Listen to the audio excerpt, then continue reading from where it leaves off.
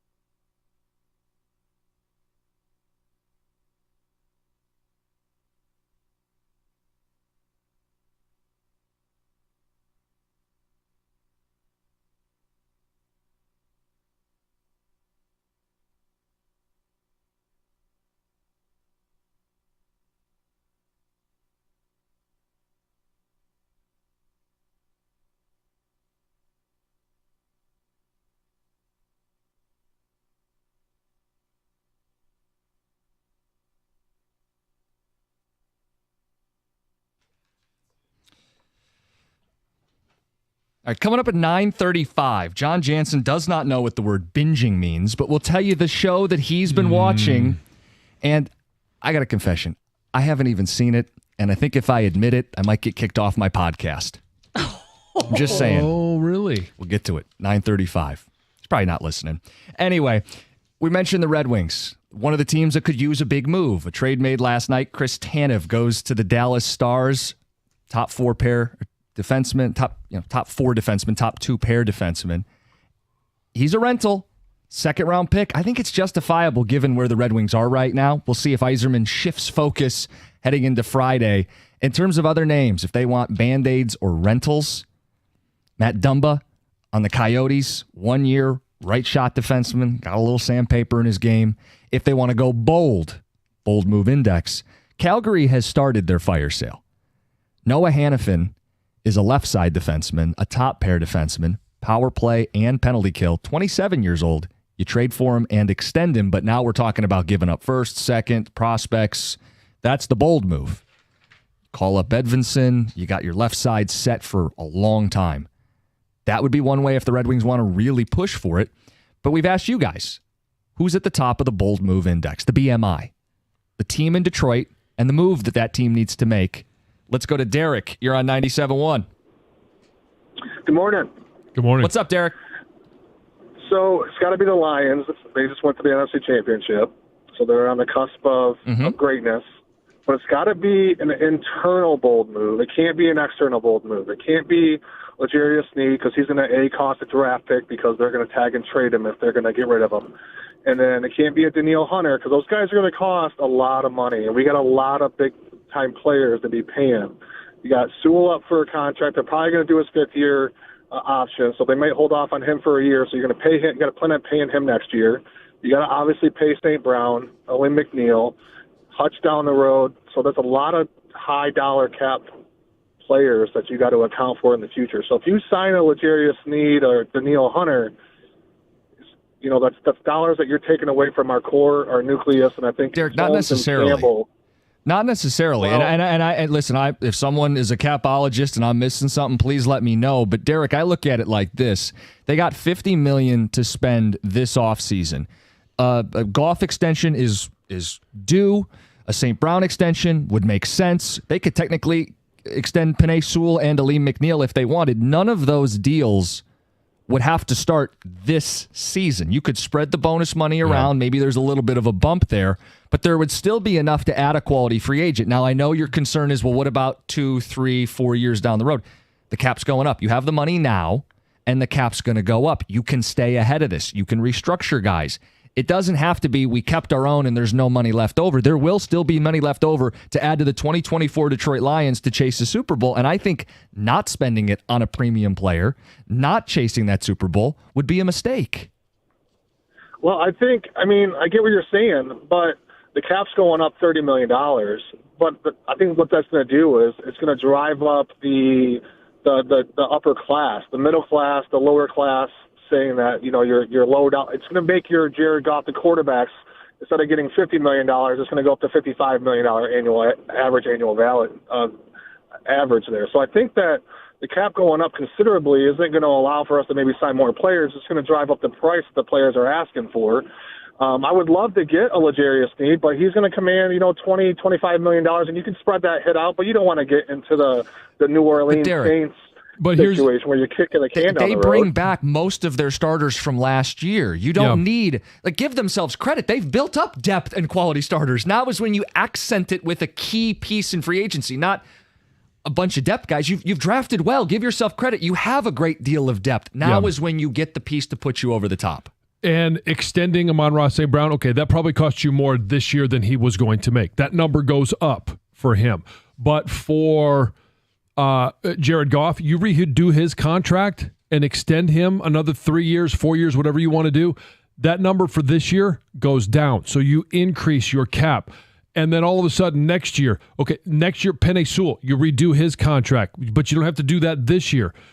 The year after that, it's Hutch. The year after that, it's Laporta and Branch and Gibbs if you're going to do Gibbs or Jack Campbell. this is that window before you start having to pay your own guys. Amon-Ra St. Brown and Aleem McNeil are both right now. There's plenty of room to do Amon-Ra St. Brown. And Aleem McNeil, to me, is not a guy that's going to break the bank. So you have a window now of, if you're going to offer 3 years to whoever it is, Danielle Hunter, L'Jarius Sneed, and I already said I'd do a 5-year, $100 million deal. Yeah, but those aren't fully, so it's, Right. Yeah, so you can get out. Anyway, that's where you have this tiny window right now. Where you have set yourself up because you took over a roster that was horrific. And there was nobody that you inherited in 2021 that you want to pay big money to. This ticket texter, I wish I could just give him a big, warm hug. Why are people so worried about the cap in future years? Good teams will figure it out down the road. You have the money now. Compete now. Thank you. Thank you. Couple more.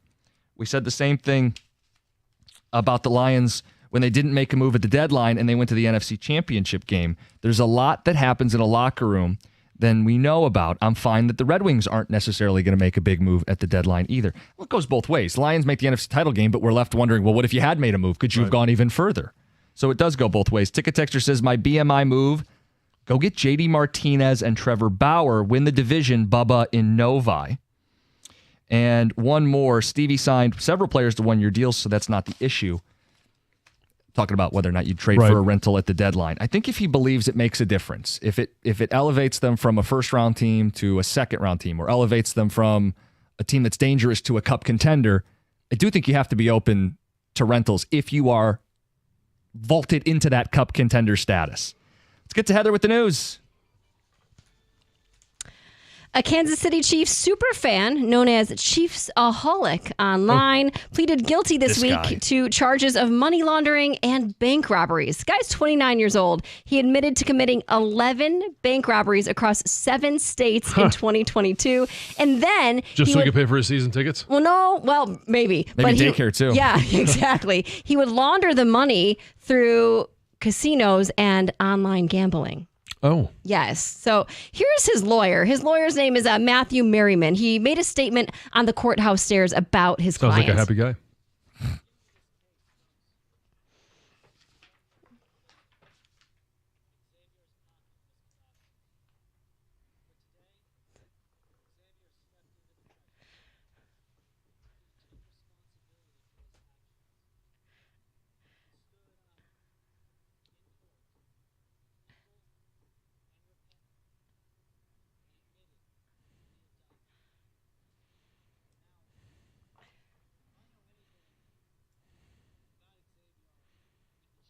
Who?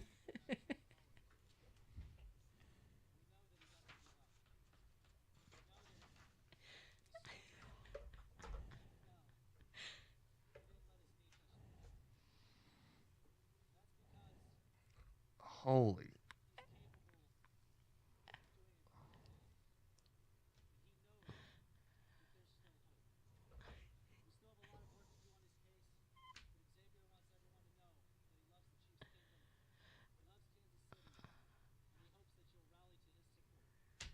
Yep.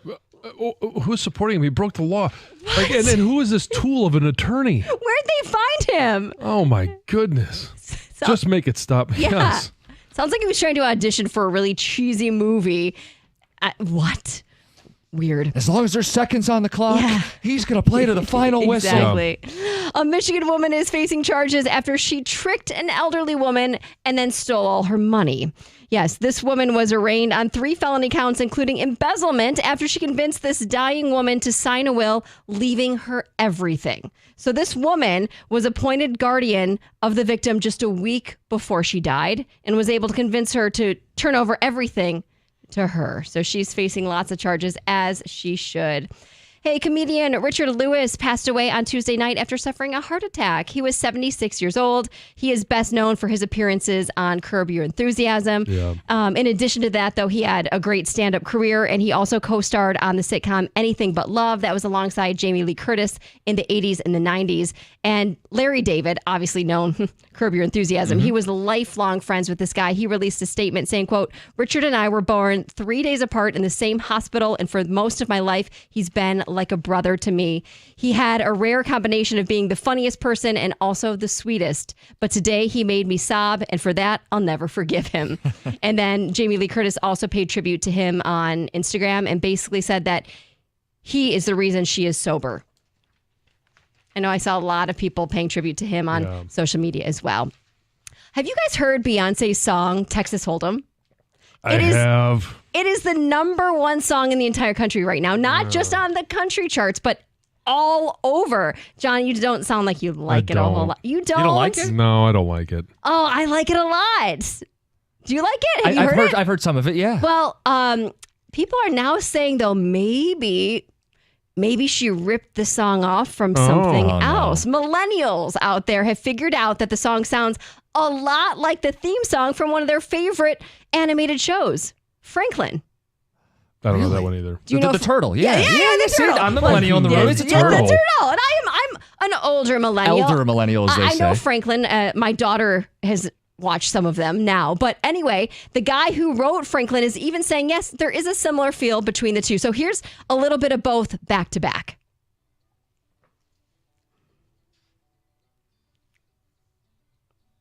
This is Franklin.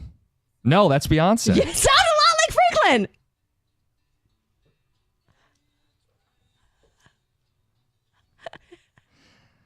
I thought they were going to be closer. They're not. The guy is not mad who wrote the Franklin song. I mean, he's saying, no, that's Beyonce's song. Good luck to her. That's amazing. I'm glad.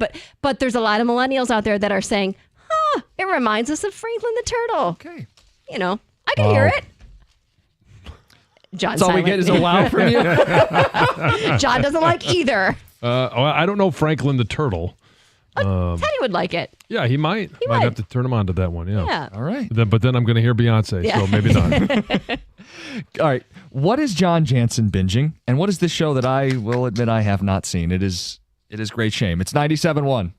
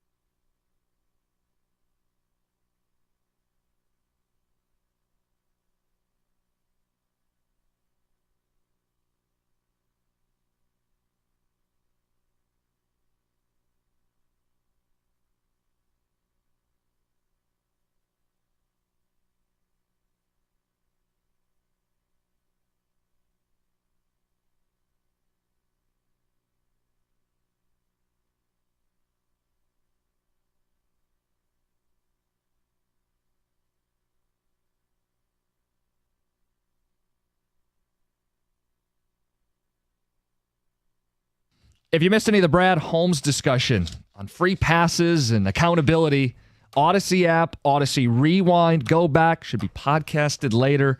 Last night, no Red Wings, no Pistons, no Michigan State. A night to catch up on some shows or to binge shows. But, John, I don't know if you used that word correctly. Well, I know everybody's going to probably get after me because binging at this time of my life means absolutely something different when we're talking about TV shows, because I'm not going to have a full Saturday, Sunday, or even a weeknight to watch multiple episodes and go from show to show to show in a series. My binging is I'm going to watch, and this is the one that I have picked up. My wife suggested it to me. I was looking for wanted to have a mobster movie or mobster show. The Sopranos. Never watched it. And so now I've started it, and I'm in the first season. I'm about 4 to 5 weeks in, and I'm on episode 4. So binging to me is, well, it's going great, actually, because if I sit down, it's what I choose. So that's the binge for me. It's, that he's it's watching my the choice. same show I'm watching the same show over. Yeah, not the same show, but I'm watching it. I'm watching it in 15 or 20-minute segments. But you're always choosing to watch Sopranos. So that's your form of binging. You're not watching it in rapid fire. No, not in on succession. Right. Yeah. Yes, which I would love to do. It just doesn't. The opportunity is not presenting itself. 15 minutes at a time. That's like Doug Karsh. Like that's how he watches stuff. Oh, he does? Yeah. Microdoses it. Just 5-minute increments. Well, we're not talking about hallucinogenics here, but People say the show's pretty good though. The show's great. I love it so far. The characters are terrific. It's been a lot of fun, and I kind of have one of the genres of either shows or movies that I like are mob films. So like Goodfellas, you've seen Goodfellas? Oh, yeah, I've seen Goodfellas, Godfather. Yeah. I've seen both movies, but I haven't, and I'm kind of ashamed, haven't seen The Sopranos. Yeah. I'm Italian, and I do a podcast with a guy who's very Italian. I don't think he knows that I haven't seen Sopranos. Because I know I should. I know I should have seen it. My parents loved it. It was a hit show. I mean, it ran, 99 to 07, something like that? Yeah. Hugely popular. And I have Max, and I need to get around to it, and I haven't gotten around to it. But you are binging Sopranos. I am. Or whatever you're calling it. Yeah. But my question for you is, why would you not? I don't because know. you I don't have all a the good time reason. in the world. I don't have a good. You got to feed here your we cat go, or clean the litter could box. binge With this. no cat. Yeah. You could literally binge What are it. you doing with the rest of your done at 10? What are you doing with the rest of your day? I could binge it. I could probably put a good dent in it too, especially as Sure. if not now, summertime especially. Oh, but I mean, you by tomorrow you'd probably already have me beat. Yeah, probably. I mean, I could carve out a couple hours here, a couple hours there. It'd be no problem. Mm-hmm. Boy, thanks, John. In your life. Today has been a great day for the No Kids Camp as we hear about daycare, and you don't even have an hour to yourself, John, to watch a show. I'm pretty content with the life choices. Yeah, if I had an hour to myself, I'd probably spend it in the bathroom. Just I'm sorry, what? A little alone time. But you close that door, and it's Heather, did you just say that? He did. I mean, you get a chance in the restroom, and everybody's home. People are knocking on the door. You have a 2-year-old; they're opening the door, coming in. If I have an hour of peace and quiet, might be in there. And that's shirt off. Oh, of course. For an hour, absolutely, it would be shirt off. As we get to know you more, yes. do you ever? I do keep my shirt on when I use the restroom. 100% of the time, you've never experienced the shirt off. Not even once. Not even once. If it's going to be, if you're going to be spending some time in there, you're going to hunker down. You know that you're going to go in there, and it's a brace yourself moment. Can we not refer to it as a brace yourself moment? I'm telling you, take the shirt off. Not one time. And enjoy it. Not one time. Speaking of getting to know me, I did not watch The Sopranos last night, but with really no local sports. I watched, have you seen this? The Floor? I have not, but you guys were talking about it earlier. It sounds somewhat interesting. I turned it on because you mentioned it the other day, so I was like, what is this? So it's on Fox. It's like a game show, and the premise is, I think it's 100 people to start in a grid. Everybody gets their square, their space, and you have a category that you are an expert in, allegedly. Some of them are very specific, college mascots or 80s sitcoms. Some people have fruit, vegetable. I don't know how you're an expert in that, but the way the game works is they randomly pick one person to start, and you have to challenge someone in a square next to you in their own category. Okay. And if you win, you take their space, and now you have 2 squares, and you can keep playing or you can pass. But every category only gets played once. So if you take over, you take their category, or you retain your own if you attack. But it's the whole deal is you got your category that you own, and you have to take over the space. Last night was the finale, and I won't spoil it, but this guy, he had the choice to play his category or pass, and the decision he made, you could tell immediately he has got 0 chance in this category. I don't know what he was thinking. So that's been something I've been watching. The floor. So I'm guessing he loses. Yes. But you don't know who it is. I don't know who it is. You don't even know who it I don't know is. if I'll I even have no get to idea. the finale. I liked it. I liked the concept of it.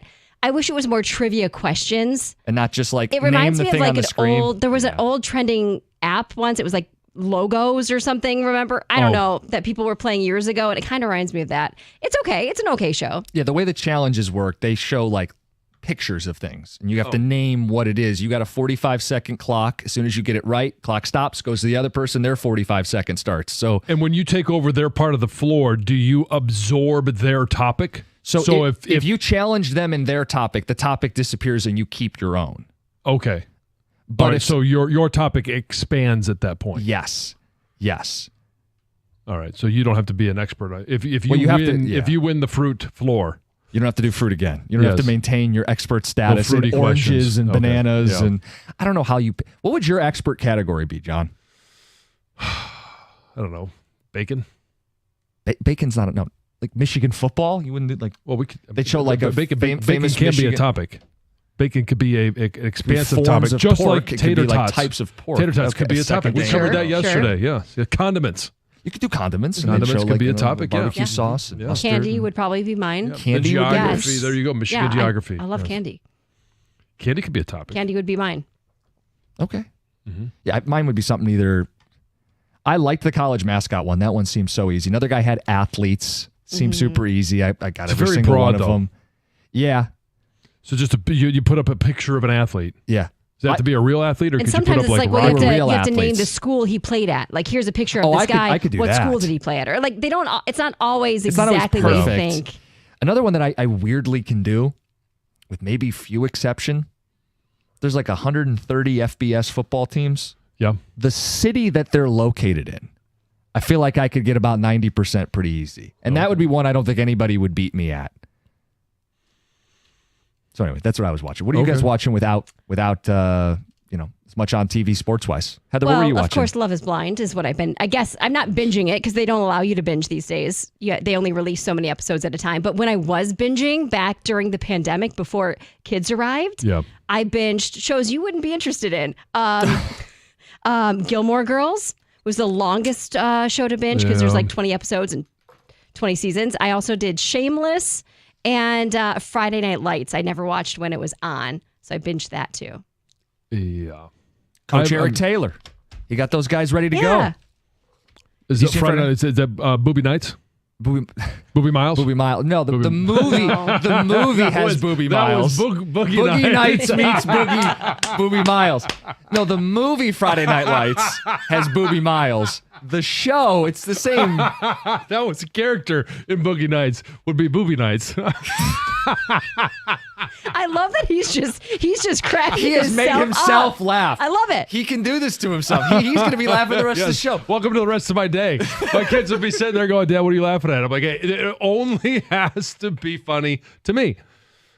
248-539-9797. All right, a little bit of fun. Coming up next, expansion. Which one would you tolerate more, 80 or 14? It's 97.1.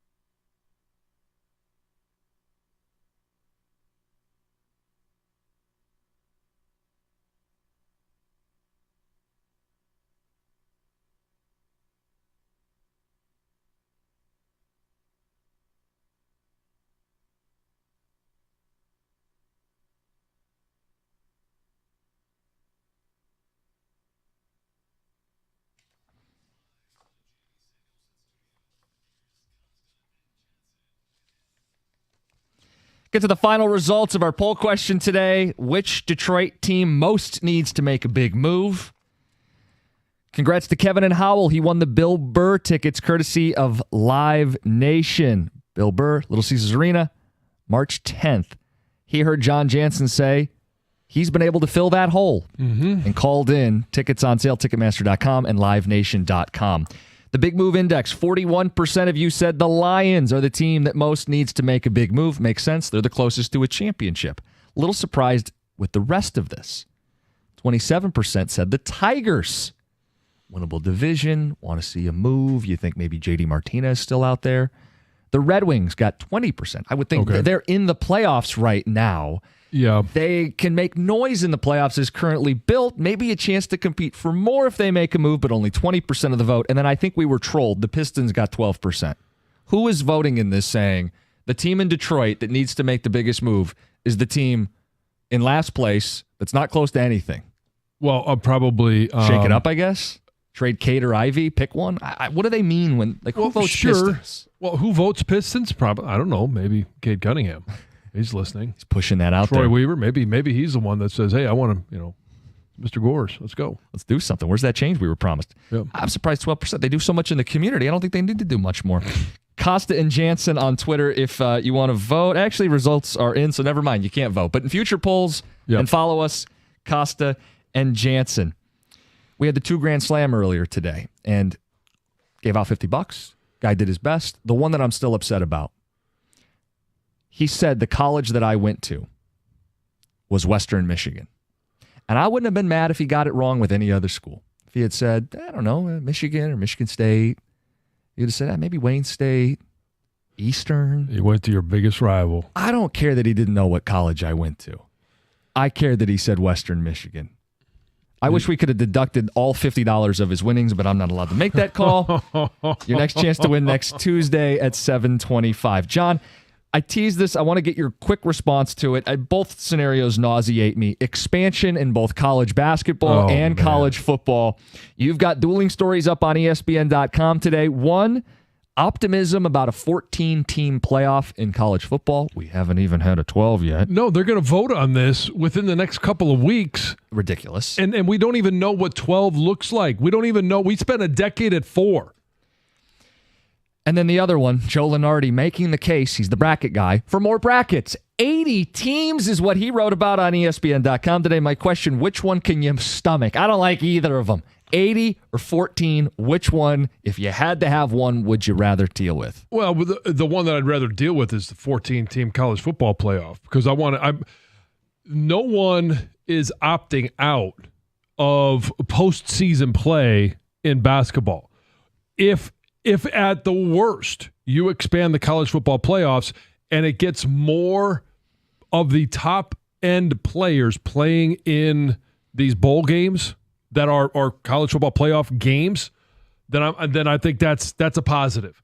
Does it cheapen the regular season? Yes. Does it cheapen being a conference champ, especially if they go to 3 automatic bids for the SEC, 3 for the Big Ten, 2 in the ACC, 2 in the Big 12, and then 3 at large? Like that to me, having automatic bids is completely ridiculous.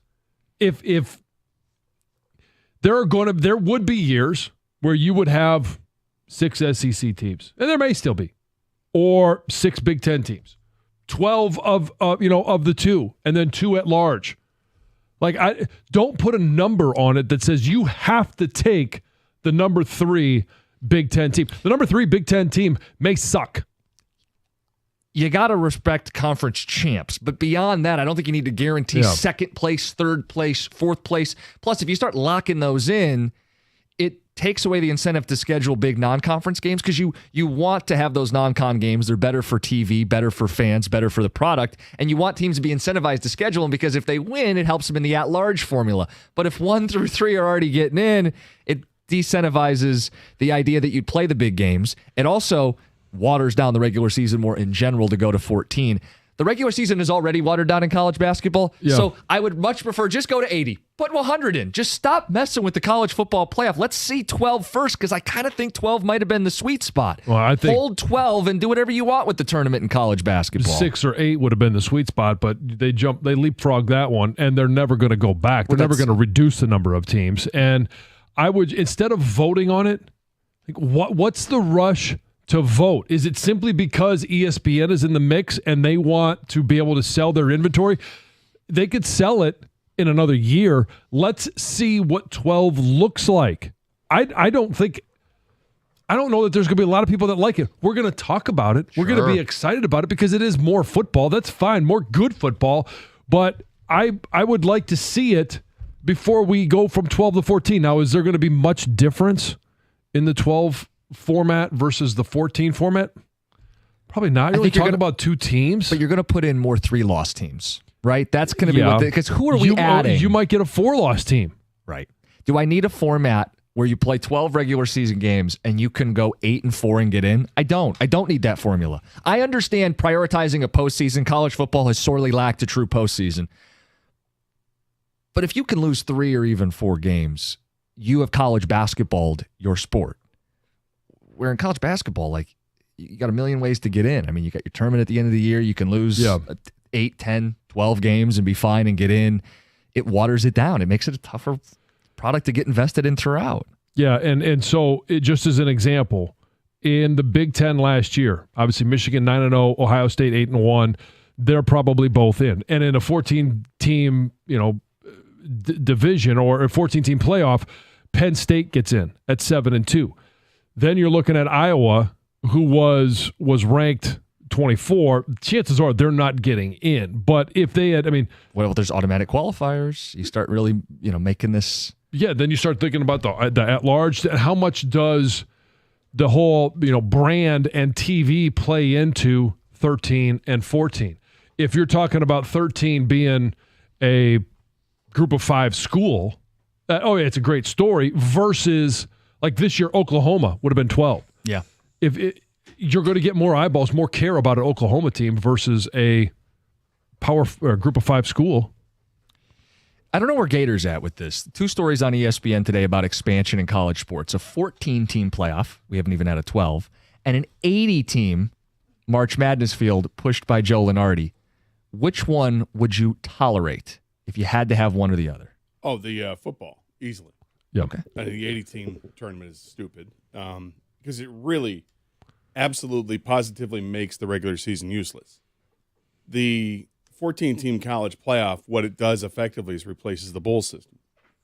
So it makes it interesting.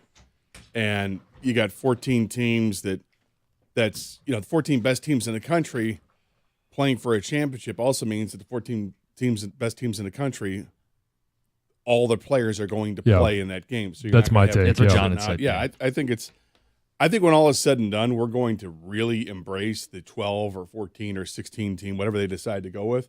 I think we're all going to embrace it because it also means home games in the playoffs, that's really cool to have a home game for your university. So we'll embrace it because we kind of have to. You have no choice. Well, it's not even just, to me, it's not just because I have to. I'm actually warming up to the idea that it makes more sense.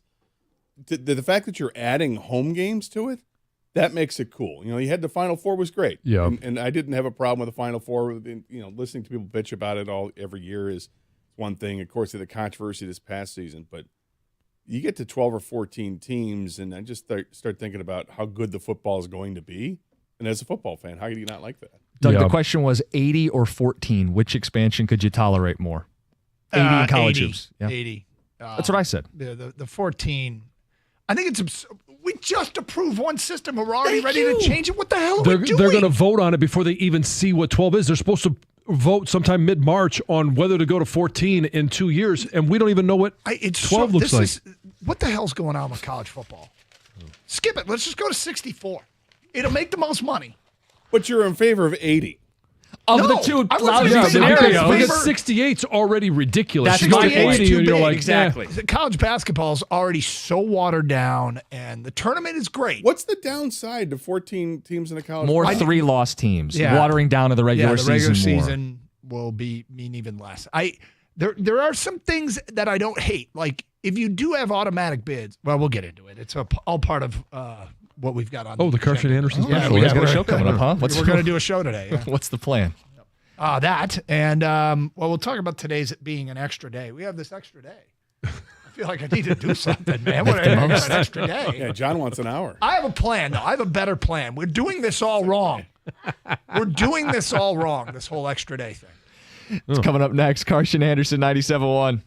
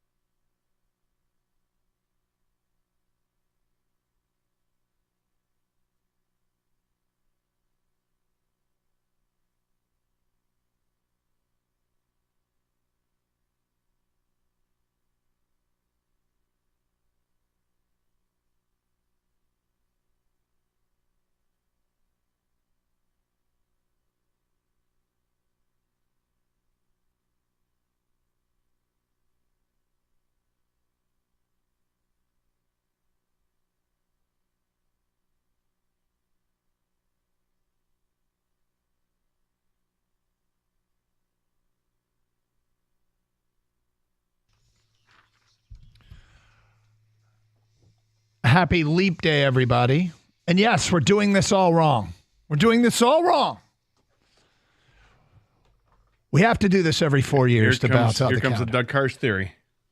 Okay, tell me why this day isn't a weekend day. Why don't we plant this between Saturday and Sunday and make it a 3-day weekend? Oh, well, this is a new one. I haven't heard this one. Doesn't this make sense, though? If we're Okay, going to have sorry, a bonus I keep thinking day. you of your daylight savings plan. I like that plan too. But if we're going to have a bonus day, it should be called Leap Day. And on that week, it should go Monday, Tuesday, Wednesday, Thursday, Friday, Saturday, Leap Day, Sunday, and then start the next week, 3-day weekend. It's the final weekend of February. It should be. Final weekend in February, we should get a leap day. Bonus day, once every 4 years. We deserve it. My God, do we deserve it? With what we put up with collectively, we deserve an extra day. It's called Leap Day. It's already built in. It's built in. Yeah. It doesn't matter where it falls on the calendar. Just give us an extra day. You could still have 29 days in February, but you will just have the last weekend of February leap day and sandwich in between Saturday and Sunday. So what if that last day is on a Wednesday? It's the last weekend in February. Okay, You so put- you- it could you be like sandwich the in an extra day. 22nd of February and 22nd, 23rd, whatever. 23rd would be leap day. 24th would be Sunday. 25th Monday. 26th. Still the 29 days, but you still just 29 throw in days. Last weekend in February. Leap day. indiscriminate extra day. Extra. If we're gonna need an extra day, it should be a weekend day. Am I wrong? I mean, it sounds absolutely positively ridiculous, and yet I understand. Yes.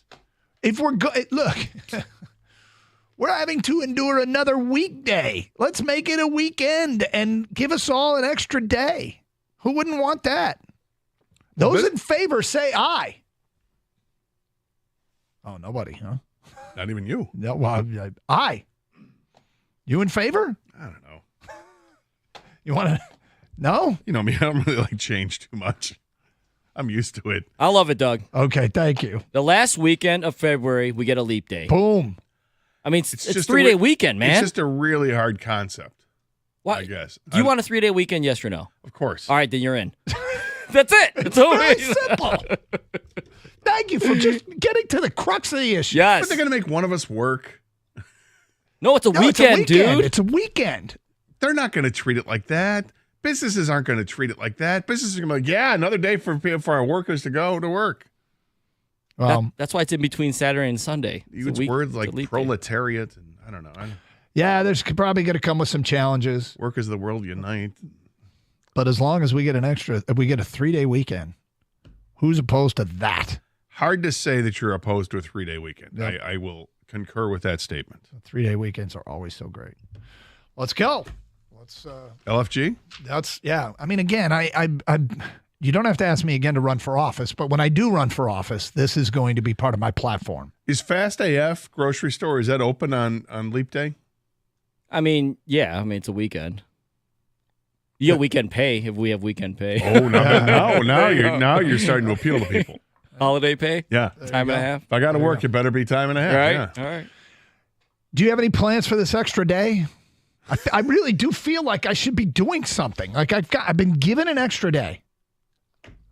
Okay, what am I going to make of it? The problem is that it comes in February.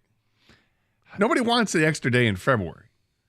Yeah, it'd be nice to have another extra day in July. Why the hell do we have the extra day every 4 years in February? Well, they do have the Who extra day started to this whole bounce out damn the calendar. calendar thing to begin with? Because it starts sliding. Was it a Greek? Was it a Latin? What is it? Yeah, it was. Who started this thing? I'm sure it was somebody. An Egyptian? It was probably somebody from ancient times figured out that we needed to do this. Calendar. Ancient times. It was from ancient times. Yeah, smoking the herb and going, I got it. We're going to start with 31 days. Yeah. We'll drop to 28. Then we're going to go back up to 31. Then we're going to dial it back to 30. Then we'll go 31. And so forth, alternating. And then every fourth year, we're going to go 29 days in February in the second month. Who comes up with that? I don't know, but a listener, Scott, just said this. It says, this sounds like a promise a class president candidate would make at school. Yeah, 100%. I got to tell you, that when our kids, we had a kid that ran for class president. And he wanted to, our son wanted to I think he wanted to hold a fundraiser to add to the outdoor equipment. Like, we can do this. We can add like a Gaga pit. I don't know if you've heard of Gaga ball. Excuse me? Yeah, it's a real thing. Kang, do you know what Gaga ball is? I just found out. Yeah. No, I just found out. It looks like injuries are going to happen. Yeah, and it's virtually every school now has a, quote, Gaga pit. But long story short, he was walking and doing a fundraiser, and then kids got up there and promised that if I'm the class president on Fridays, we don't have to do any schoolwork, and we'll have pizza for lunch. Woo! And everybody got all excited. Yeah. One of those kids won, and my wife was hot. She's like, this is BS. Those kids can't follow through on those promises. Right. I'm like, welcome to politics. But yes, I'm going to run for office. Leap Day will be sandwiched between Saturday and Sunday, and it'll be a 3-day weekend. But can we negotiate? So this isn't a February day? Yeah, sure. How I had about no June? problem. How about an extra day in June? Well, June and August, aren't they short on holidays? We've got July 4th. Well, and August May is already we've got 31 days. June is 30. Yeah, is it? June, July? I don't know. You can do the whole knuckle thing. Yeah, I know. I don't want to do the knuckle Trust thing. me, I think June is 30 days. January, February, March, April, May, June. June is 30. Yeah, July, May is August? 31. August is 31. September's 30. October's 31. I can November's always 30. look at it, December's 31. I know September because my birthday is the last day of September. But, But yeah, you I mean, give put me, it in give August. me a June 31st. Too close to July 4th. Right? Let's move it like the beginning of June. Oh, that's too close to, is it Memorial Day? Memorial Day, right? I always get Memorial Day and Labor Day mixed Memorial up. Day is 31st. Middle of June or middle How of about August? that? You want to Middle of go June, middle of September? You want to August. go 31 in September? No. Why? I don't want to. Because that affects your birthday? No. And your anniversary or whatever? Unless it means another day of football. Well, it's the weekend. If you did Saturday, leap day, Sunday, and you had college football half the day. Why wouldn't it be an extra day of college football? I like it. We're just workshopping it. September's the day. Okay. Let's do it in September. Let's do it in September and make a 3-day football weekend. The middle day mixed with both college and the NFL. Let's go. Every 4 years. Oh. I'm ready to do this every year. Can we do this every year? No, you can't do it. No, you can't. It's the whole point of league. 365 and 1/4 days. This is the whole thing. All right. Which, by the way, how screwed are you if your birthday is February 29th? So I grew up with one kid. I knew one kid who celebrated his second birthday in like our 4th grade class or 5th grade class or something like that. He was a February 29th baby. And what do? They celebrate on the 28th or the 1st? I don't really remember, but yes, he celebrated on the 28th of the 1st. I'm curious. I'm going to my Facebook page to see if there's a birthday today for somebody. All right. And to see what the heck's going on there. No, it's not. There we go. Do you know somebody? I do. All right. Old friend John Sanger. Is it Grava? It's not Grava, but it's Grava's year. John Sanger played football with John. Did you? Someone you went to high school with? Wait. Singer played too? Sanger. Oh, Sanger? Yeah. Sanger played too? Yeah. I don't think we've ever had a Sanger story. I haven't had a Sanger. I've got Sanger stories, but I haven't told them on the air. Can you tell them on the air? No, probably not. The only thing I can say is Sanger, he's got an older brother, Mark, who's a year older than me, and the Sanger brothers, the Sanger family, they were friends with Chad Smith, the Red Hot Chili Peppers. Oh, really? Had lived, I think, next door or lived in the same street as they did. So because of the Sangers, I was able to interview Chad Smith when I was a junior in high school. He came on to we had a high school radio station, and I hosted a show with 2 other guys on Monday nights from 8 to 10, and Chad Smith came down, sat with us for 2 hours on a Monday night, random Monday night during the school year. Wow. It was right before he joined the Chili Peppers. He was in a band called Toby Red at the time, and he was the coolest guy ever. Someone says Chad Smith isn't a good drummer. You say no. Chad Smith's a pretty good drummer. Chad Smith can beat the Skid. And a good guy, too, apparently. Great guy. Yeah. That's awesome. But all thanks to Sanger. All right, so bonus show today, Leap Day. Everything's a bonus today. Everything you do, extra day. Take advantage. Let's go. Put the pedal down. John from Lake Orion just took a text us. I blame leap year on Ben Franklin. That SOB had his fingerprints all over everything. It's true, right? Yeah. I mean, everything. Probably. Electricity. Yeah. That's son of a bitch. $100 bill. Almanacs. Yeah. $100. All right, so let's get to some sports stuff. Lions at the Combine today. Workouts start today. Bifocals. One player at the Combine raved about his visit with Detroit. Oh. Let's get to that Here today. we go. At 10:20. You're on 97.1 The Ticket.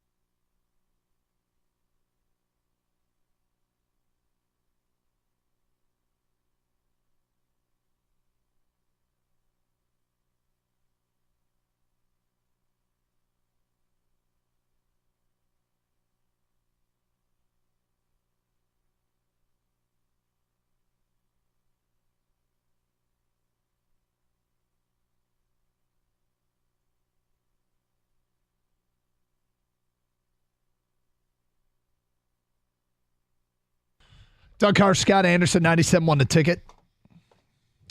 We were talking during the break about a variety of things.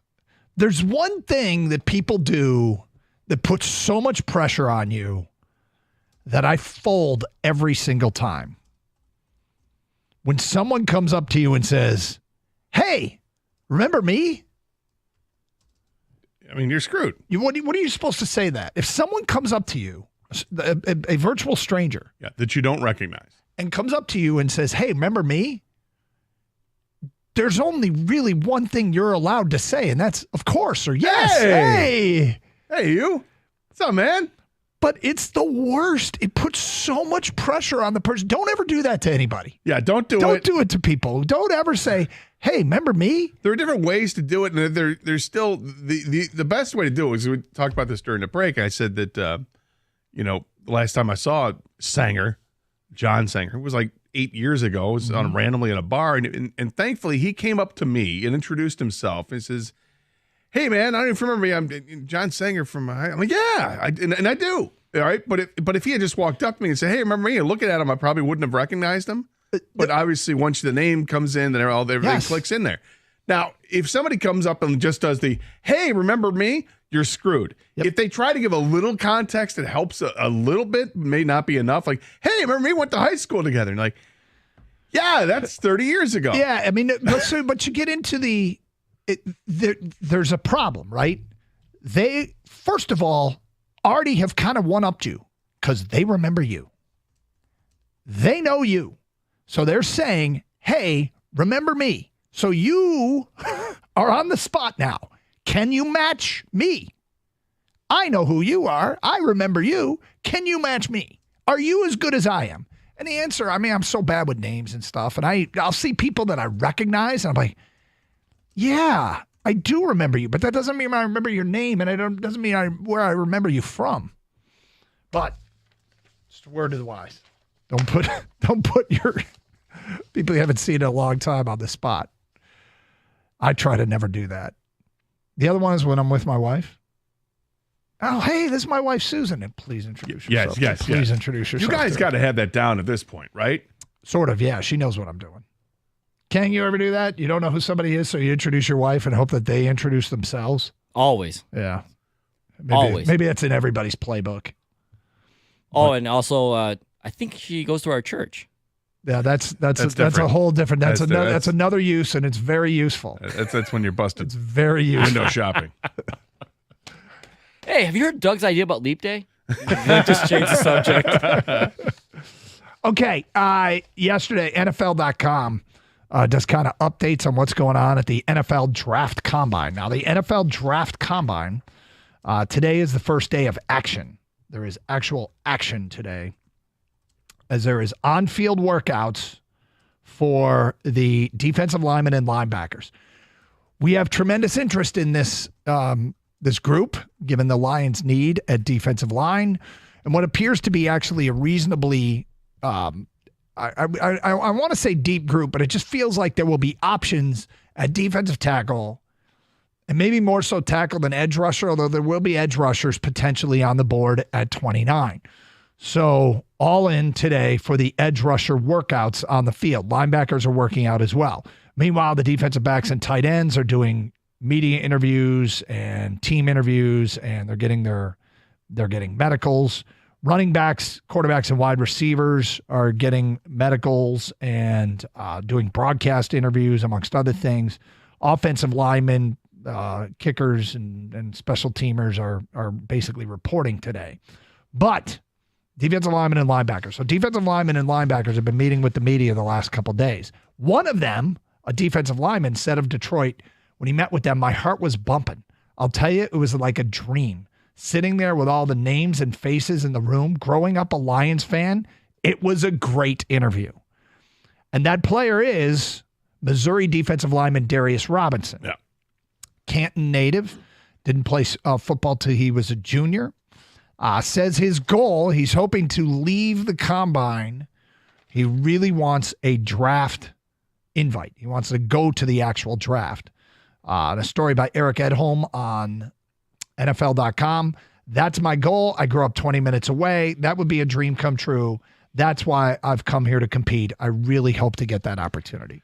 Daniel Jeremiah from NFL.com lists him as the 30th prospect in the draft, regardless of position. Mm-hmm. So there's that. He's right. That's right around where the Lions are going to be picking.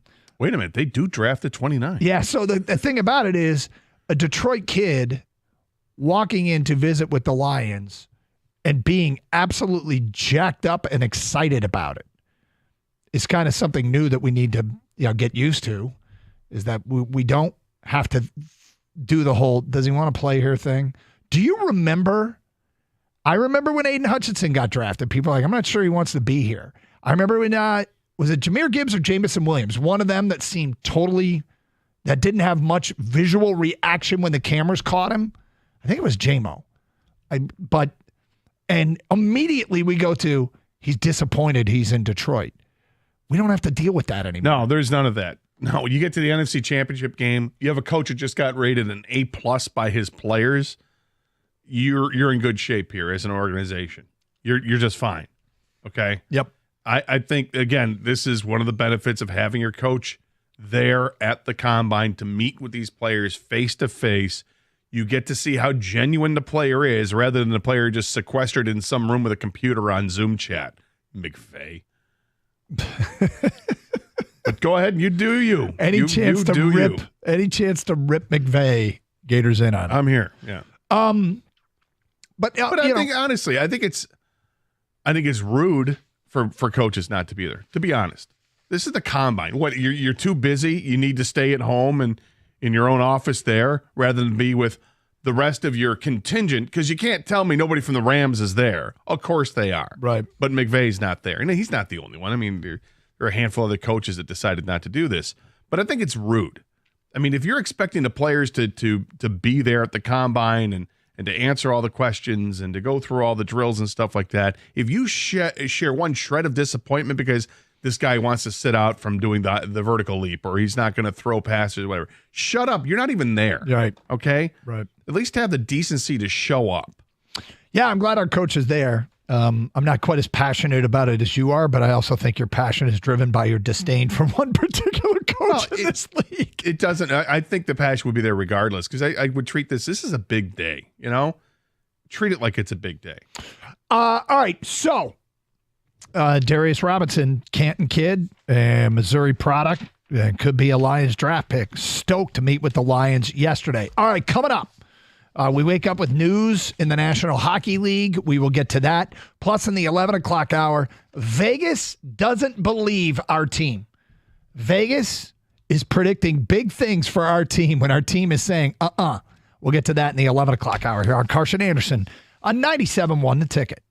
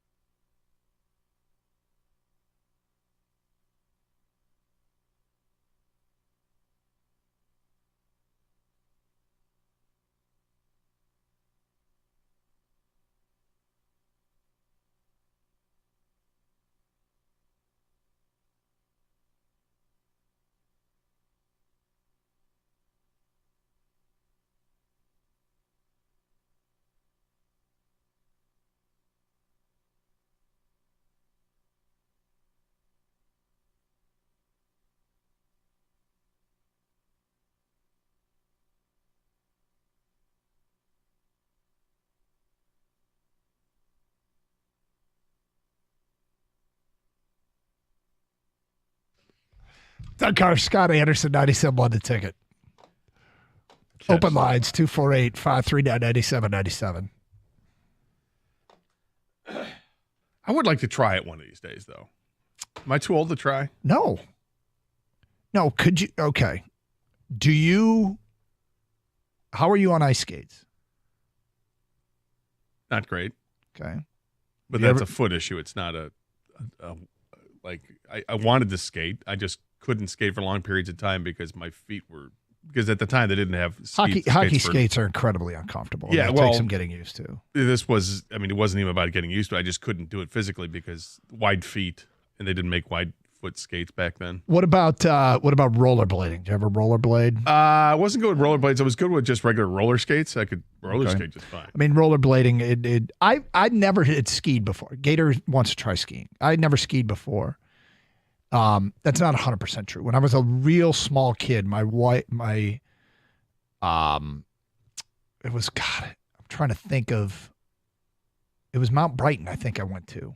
It might have been my Indian guides troop. I was not a Boy Scout. I was an Indian guide. And, sure. I think maybe we went. Kang strikes me as a snowboard kid, and I could see you skiing. But when I rollerbladed, and I first put skis on, I'm like, oh, it's kind of the same thing. It was a very similar feel. So I feel like if you can rollerblade or skate, you can ski. Well, I saw a TikTok video the other day of some supermodel that was being taught how to ski by Lindsey Vonn, and they're going down this hill. It was her first day out on skis, and the way Lindsey Vonn was teaching her, it made it seem like this could be really easy. She kept saying, was it pizza versus something else, and pizza meant that you put the skis in angled towards each other, so it looks like a slice of pizza. The tips are pointed at each other to slow yourself down, and then you narrow at the front, wide at the back, and then snow plow. I mean, it's a lot of. And my advice to people is never look to the bottom of the hill. Just look at your next turn. Just look at all you got to do is make a turn right here. Just do one turn. And I'm the kind of guy that doesn't mind how slow I go. I don't care. Yeah. I don't need to go for the speed. Well, I'd love to teach you. I've taught my children. You're next. Would you have the patience though? Yeah, I mean, to be honest, with our place up north, ski a lot of Boyne Highlands, Nubs Knob, Boyne Mountain. We've gone up there with a lot of people that didn't really know how to ski, and so I've taken quite a bit of time trying to help them along. Because when they get it, then we can ski together, and it's fun. And I mean, they're not like super treacherous. You can make your way around up north pretty easily if you want. It's not like Colorado or anything like that. But yeah, I'd like to get you out there. I'd have some patience for you. All right. Well, I see it paying dividends. Maybe next leap day. Plus, bonus day. Bonus day. When they park it on a weekend. My God, what are we doing? Yeah, next leap year, Gator will be much, more better shape, just ready, flexible, yeah. Younger. Every 4 years, you get a little younger. Right? Well, you hang another 4 years on me, I'll be getting right as rain. More limber. Think the one thing about it, Ed, I just feel like you two, and I understand that you don't love winter. I love winter, but part of the reason is because I love getting out in the winter sports, and I don't think either of you do much in the winter outside. I don't think you have any use for the snow whatsoever. Mm-mm. So I have none use for the snow. None use. Other than I think it looks pretty. Yeah, but if you are a skier or an ice fisherman or something like that, you can't wait for it. It's interesting with the people that ice fish. Would they rather just be able to fish, or do they love ice fishing more than fishing? I think they probably love them both. I think they love them both. Like, would you rather be in a boat, or would you rather stand on the ice and have to bring the shanty out and all the other crap and the auger? I think they take offense at all the other crap. I think those are toys to them. I think the ice fisherman sees. So is a boat. The shanty is a toy, and the auger is a toy. The auger is not a toy. No, but I think that's how they look at it. Of course, I'm completely out of school here. I have no idea. I'm not an ice fisherman. I've never even done it. But we haven't looked in Jansen's the bed of his truck. No, we haven't. You never know what you might find back there. Is there an auger there? Carcass. All right, news this morning in the NHL. Chris Tanev, the defenseman, warrior of a blue liner. He goes to Dallas from Calgary. Dallas got back a defensive prospect, a defensive prospect, defenseman named Artem Grushnikov. Never heard of him. Wings and Islanders meet tonight. All right, so the Wings aren't going to get Chris Tanev, which isn't a huge surprise. Are we still sitting on thinking the trade deadline's going to be quiet, or do we think that there might be some movement? For the Red Wings we're talking about. I don't know. I started to think they were going to be quiet because they were playing so well together. Yeah.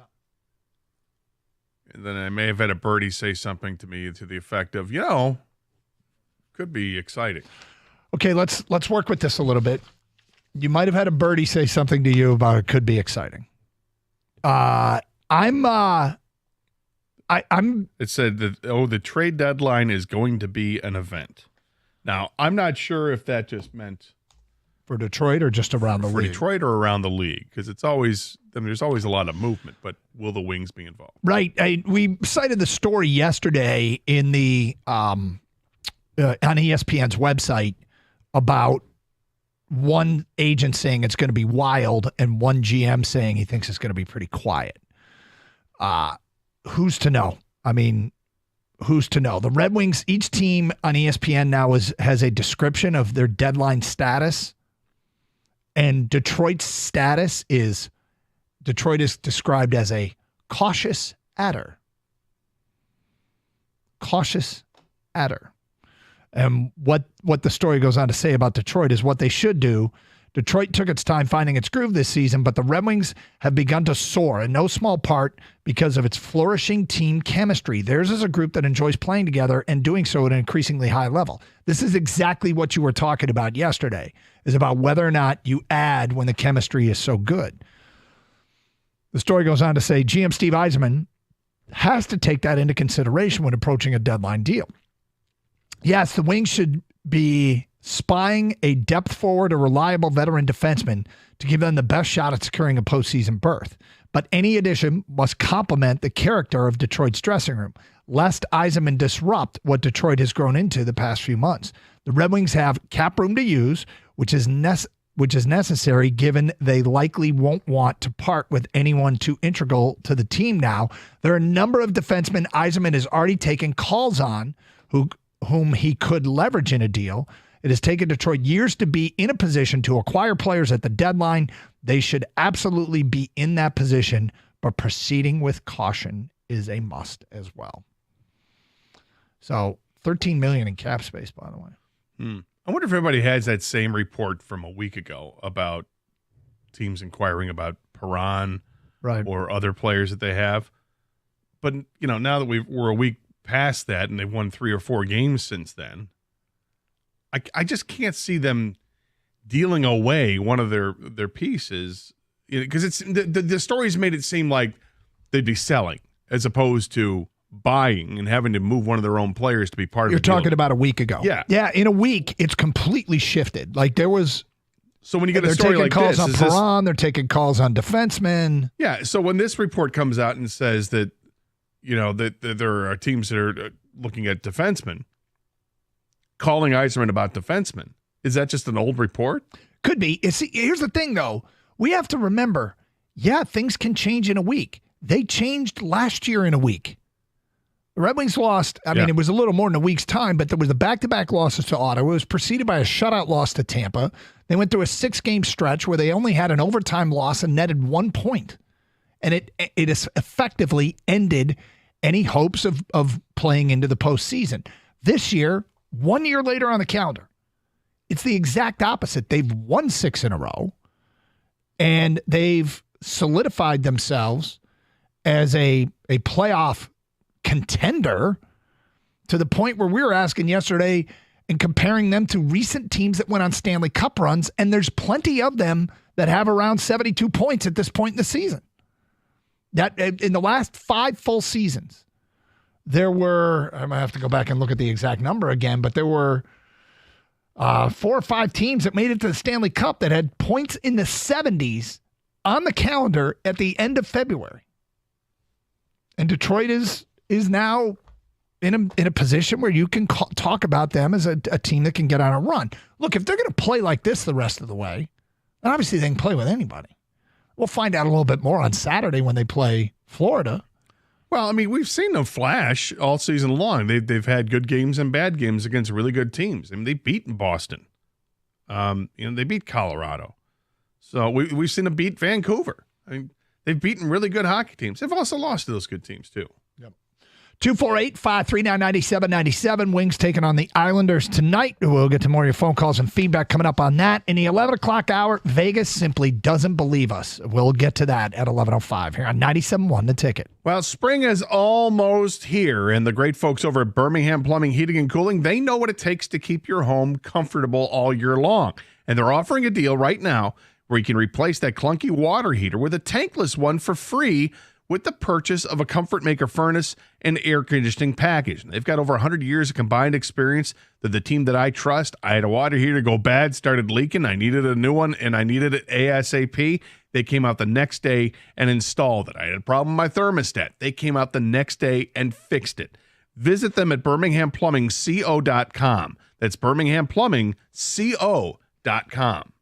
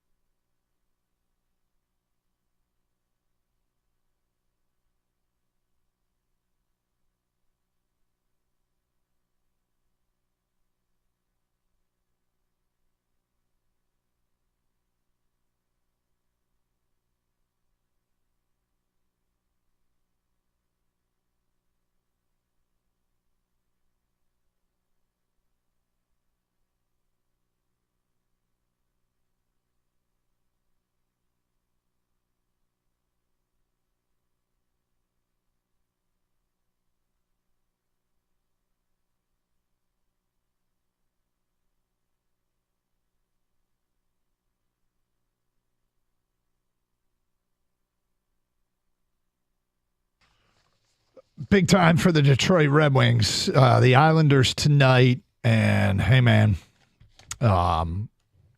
big game against Florida on Saturday. Florida, the most points in hockey, the second fewest goals allowed in hockey. Sergei Bobrovsky in net for them. So, I mean, I assume he's going to play. But with him in there, they're awfully tough.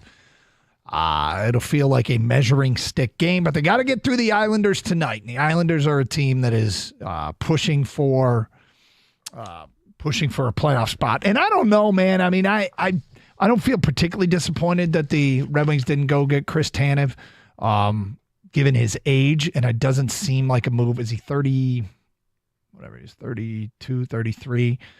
Didn't seem like a move that would be an Yzerman-type move. I'm guessing he would want somebody a little bit younger rather than a rental. Rentals, to me, are when you really think, hey, I just need this guy. You know, and I don't see them as being in a rental place with an older player. Probably not. I mean, I guess everything depends on who the player is. But I think that Yzerman's kind of a guy that at this point, if he's going to get somebody, it's going to be somebody that helps his team in the future, not just for the short term. My apologies, Tanev is 34, so he a little bit older. Certainly a kind of guy that can help you, though. Sure. So we'll see what they're up to as we're moving in on a week to the trade deadline, and there's a lot to discuss. All right, Gator, I got some draft sleepers here for the Lions. And I don't even know if these guys are invited to the Combine. I haven't seen a list of Combine participants. We'll find out, but I figured I may as well give you two guys that I watched play in college that I would like to see the Detroit Lions spend a late round pick on. Okay. Late round pick that I would describe. There's the ridiculous, I just want football players. They're all football players. We got it. Literally, they are football players. But that term is kind of reserved in football vernacular for the guy that does the dirty work and loves every bit of being the guy that loves the process and loves all that goes with being a football player and all that it takes to be a football player. Now, I guess I don't know this from practice habits, but it looks like it from the way they play. Are you ready? Yes. Yeah, I'm sure you're fired up. One is safety Bo Braid from Maryland. An all over the field kind of safety that impressed me watching him the last few years, getting to see him up close and personal. And the other one's going to be a little bit more controversial. But remember, I'm saying mid to late round pick. How would you feel if the Lions used a mid to late round pick on a running back?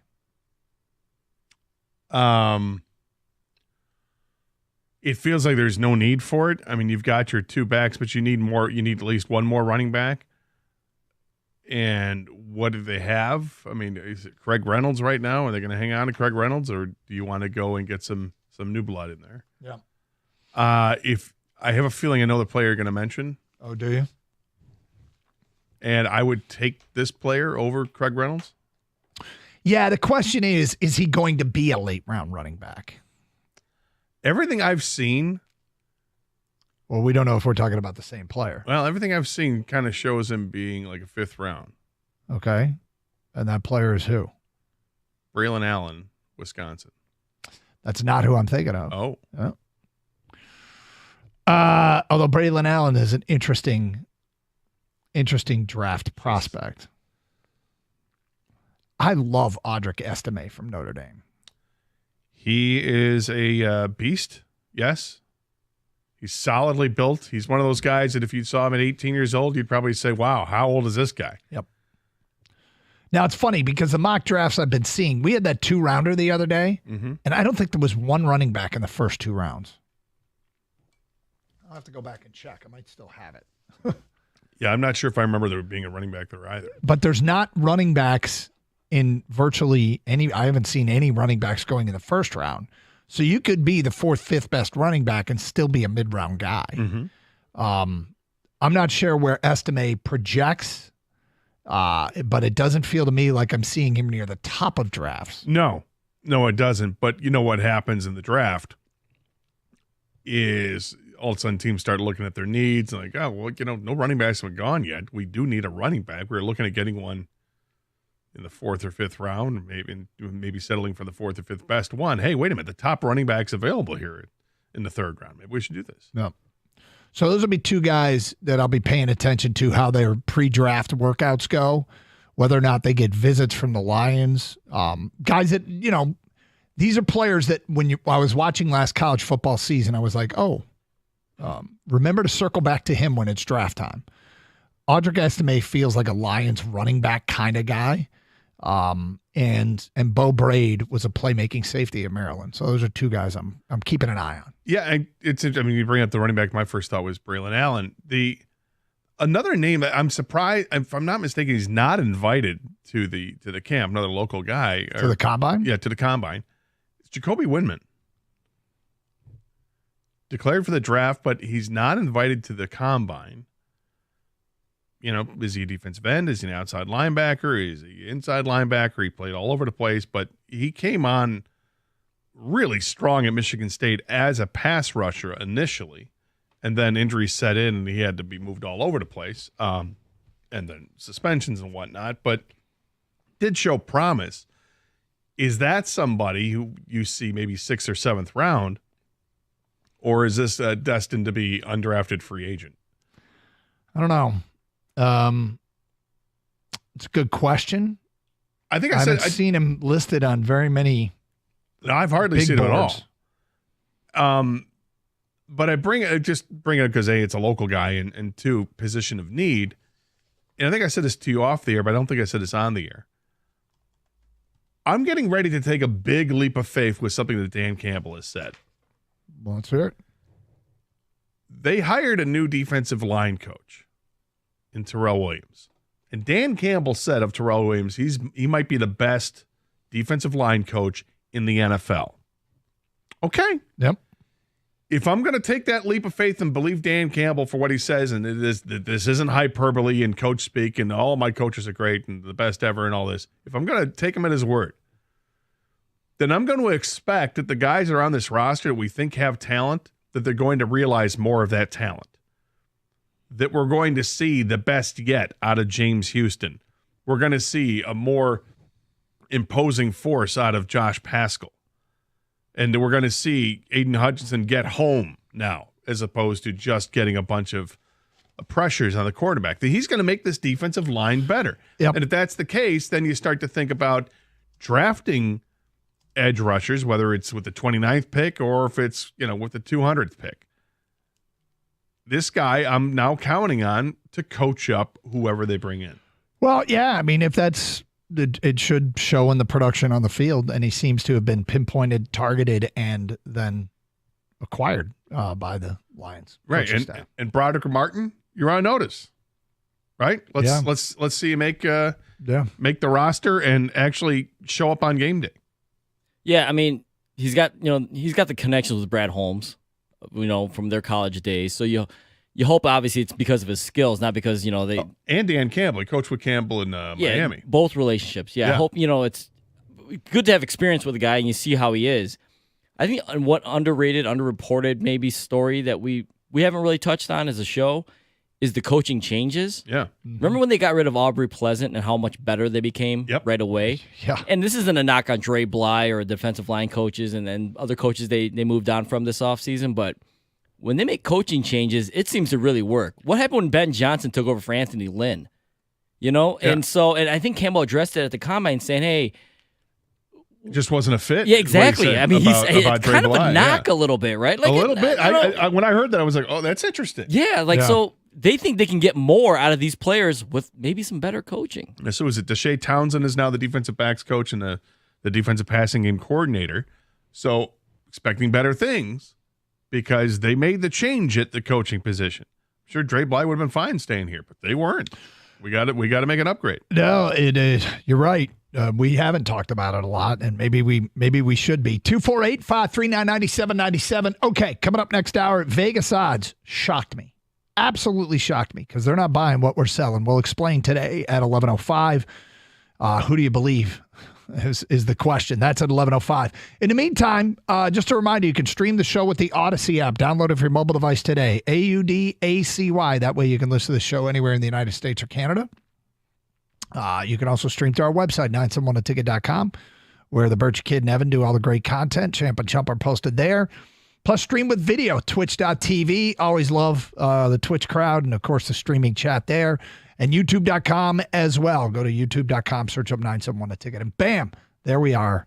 And you can comment there as well. It's Carson Anderson. We'll get to this Lions thing that Vegas is saying about us. I'm shocked. That at 11:05, 97.1 The Ticket.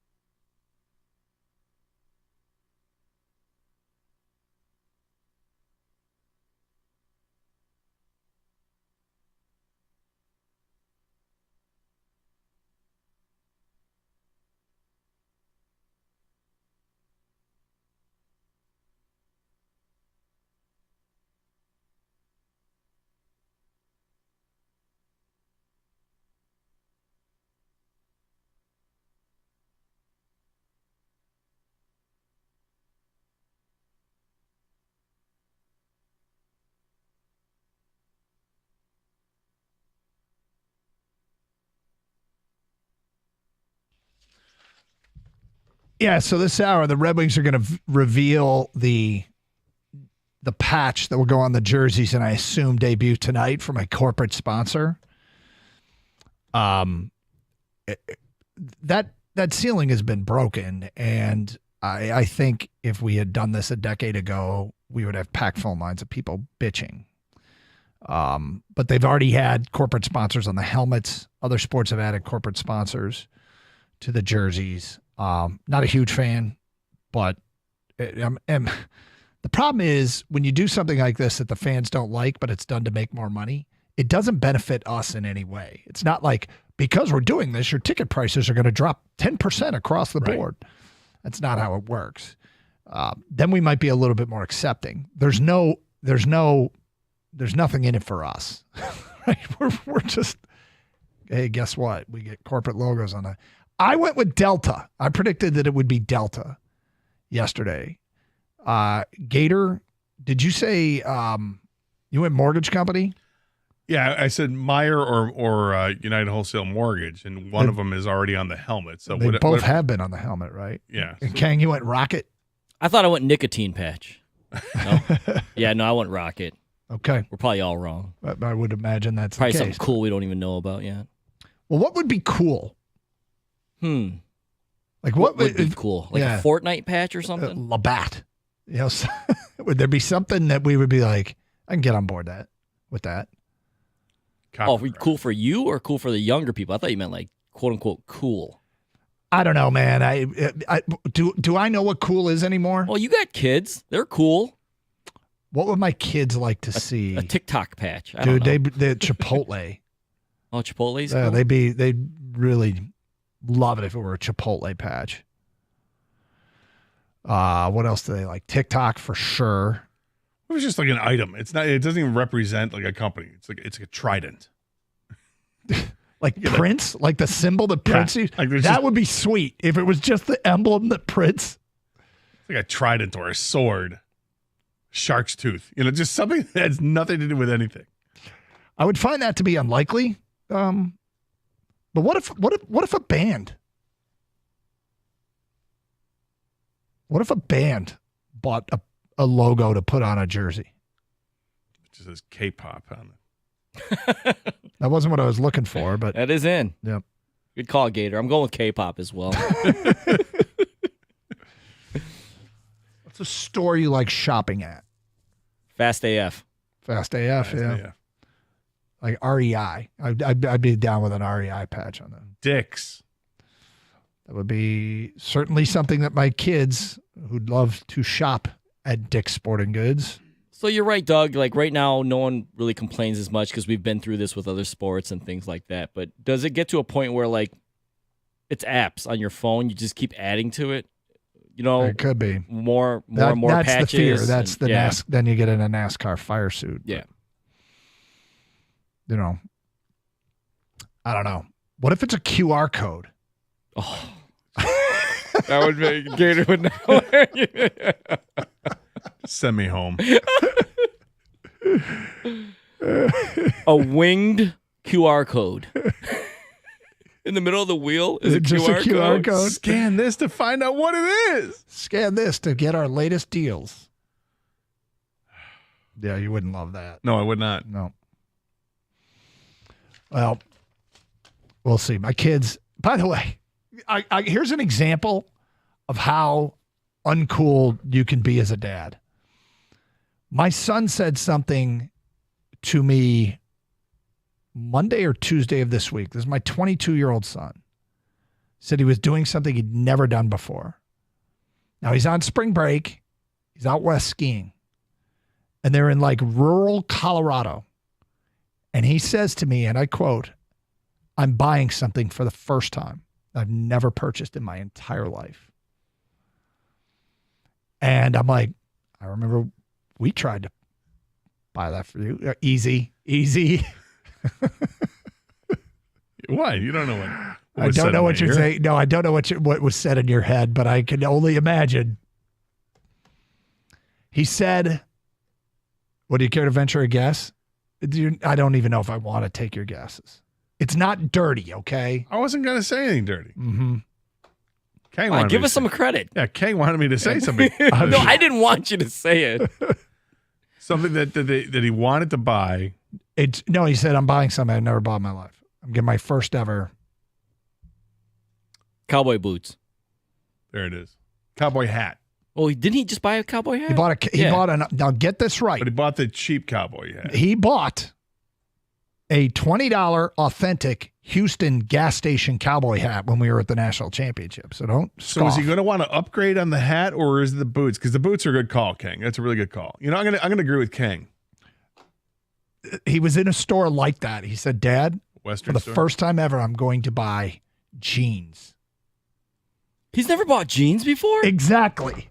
Oh, my God. Like, Yes. you guys have been buying his jeans his entire Oh, no, life? no. He won't wear jeans. I remember when he was a young kid, my wife would say, we're going to church, put on jeans and a nice shirt. And he never wanted to put on jeans. He always wanted to wear sweatpants. And then when he got old enough, he wanted to wear khakis, and that's it.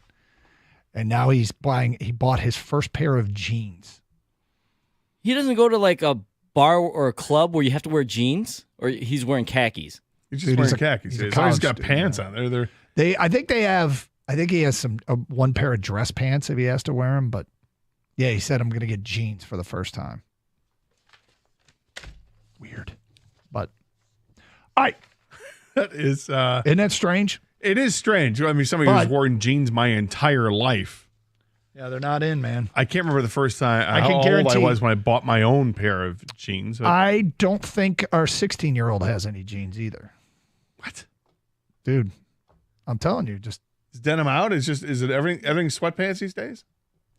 I would guess that 90% of the kids I see walking around the high schools, and like I was at a high school basketball game last night, they're all wearing sweatpants. I love the tapered sweatpants. I'd wear them every day if I could. Yeah. Is it Lululemon? Is that what's going on these days? Not me. I There's a just wear, lot like- of Adidas, a lot of joggers. Yeah. That's what they're called. Mhm. Yeah. So, yep.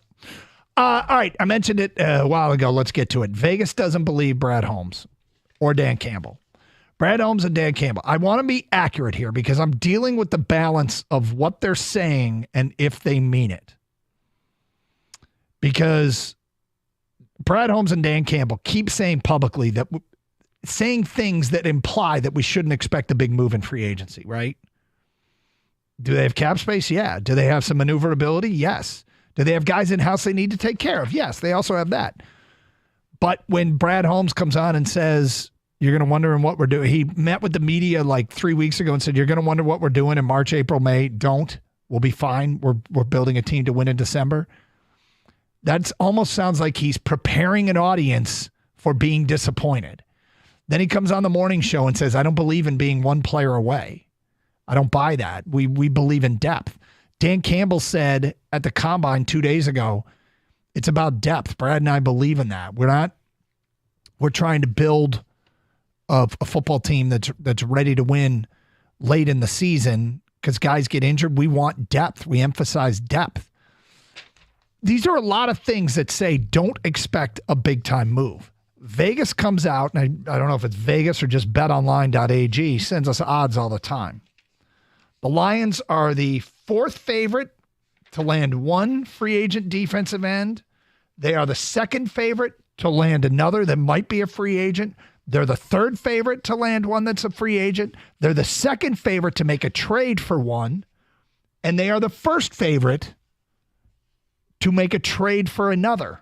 These are elite edge defenders. And the Lions are at the top in terms of Vegas odds. We'll get to the names and the odds. Gator, are you buying Vegas or are you buying Brad Holmes? Buying Vegas. We'll get to that today at 11:16. It's Carson Anderson, 97.1 The Ticket.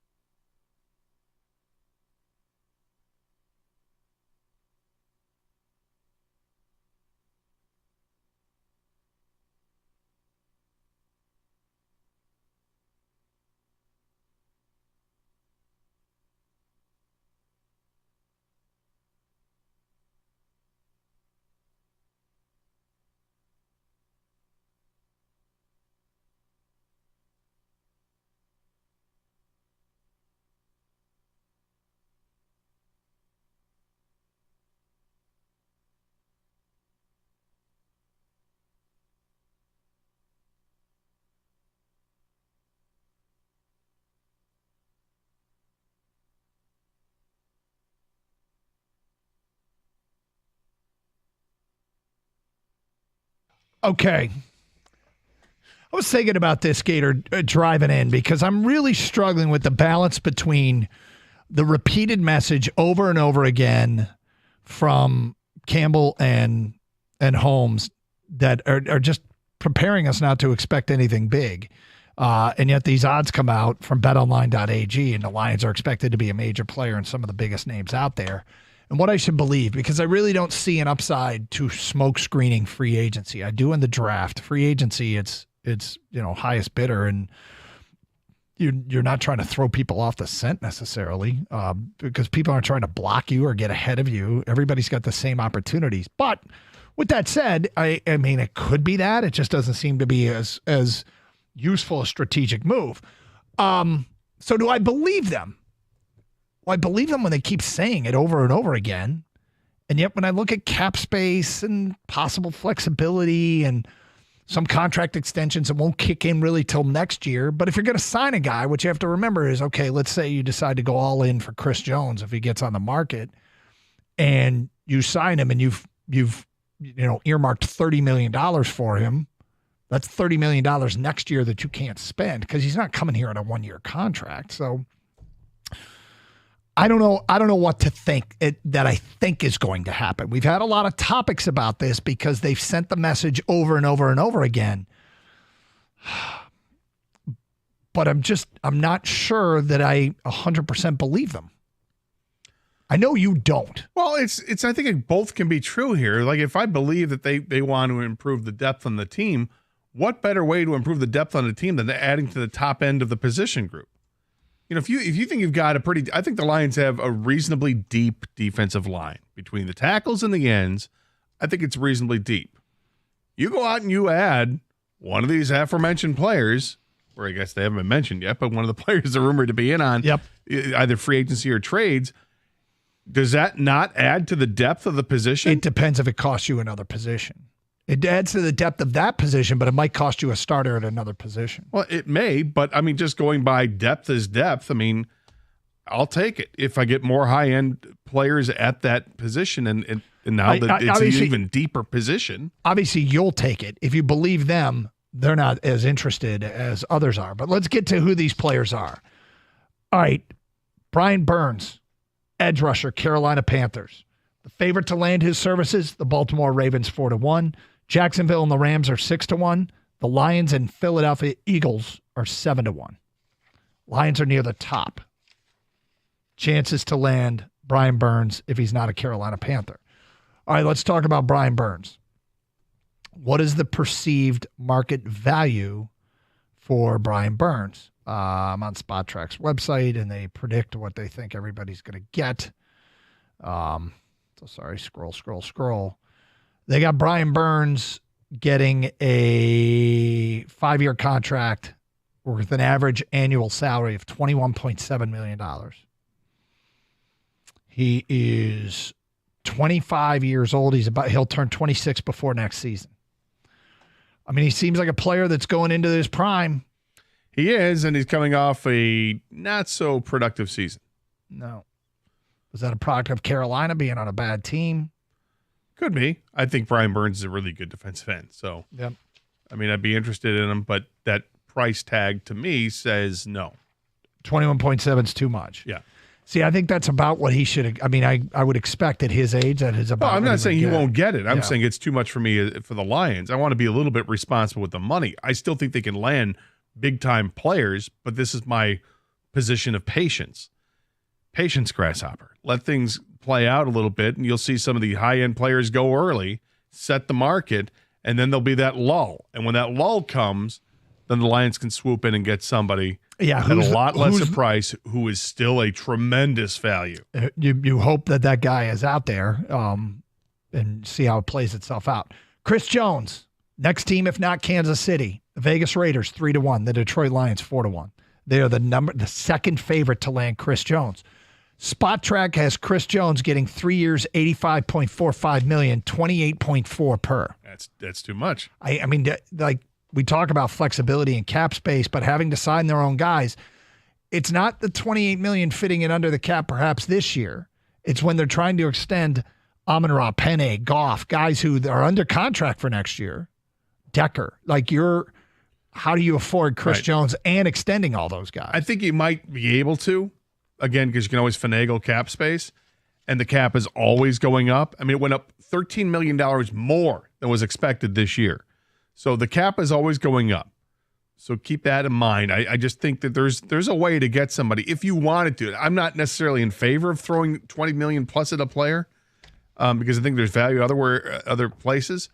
But if you were to, I think you could make it work and still re-sign St. Brown and McNeil and Jared Goff and then go into the offseason next year and look at extending some of the other players you're going to have to. It's going to be tight, but I think you can do it. I think the cap going up has very little to do with it because everybody gets that boost and the market goes up. A player, all the agents say, well, now I deserve more. I'm going to get more because there's more money to spread around. I get it. I'm just saying it's just how it works. Cap space out of thin air, Doug. Well, we've seen it a million times. If that were the case, then Devontae Adams never would have left Green Bay or Tyreek Hill never would have left. I mean, eventually it cost. It cost them, and they waited too long to do the right thing. All right. They also had a whack job as a quarterback. Next up, hold on, I just lost the free agent salary tracker. Current market values. There we go. Next up, Danielle Hunter, if not with the Minnesota Vikings. Jacksonville is the 5-4 favorite. The Bears are 5-2. Detroit is the third favorite at 4-1.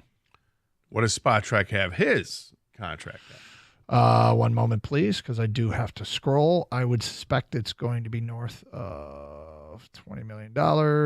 They do not have him on this list for some reason. Sometimes edge rushers are listed outside linebacker, and that's where he is. Okay, good. Danielle Hunter. 3 years, 60.114. So roughly $20 million a year. You can certainly more get on board with that than you could a $28 million player. Yeah. I mean, he's 29. And I mean, I don't think that there's a tank that's running out of gas, but. No. And with 3-year deals can often be just 2-year deals, right? Based on how they're structured. We know the contracts are made to be broken. Yeah. So, okay, that's something else to consider when thinking about these. These are now players that aren't free agents, but again, the Lions are considered a possible landing spot. Hassan Reddick, if not with the Eagles.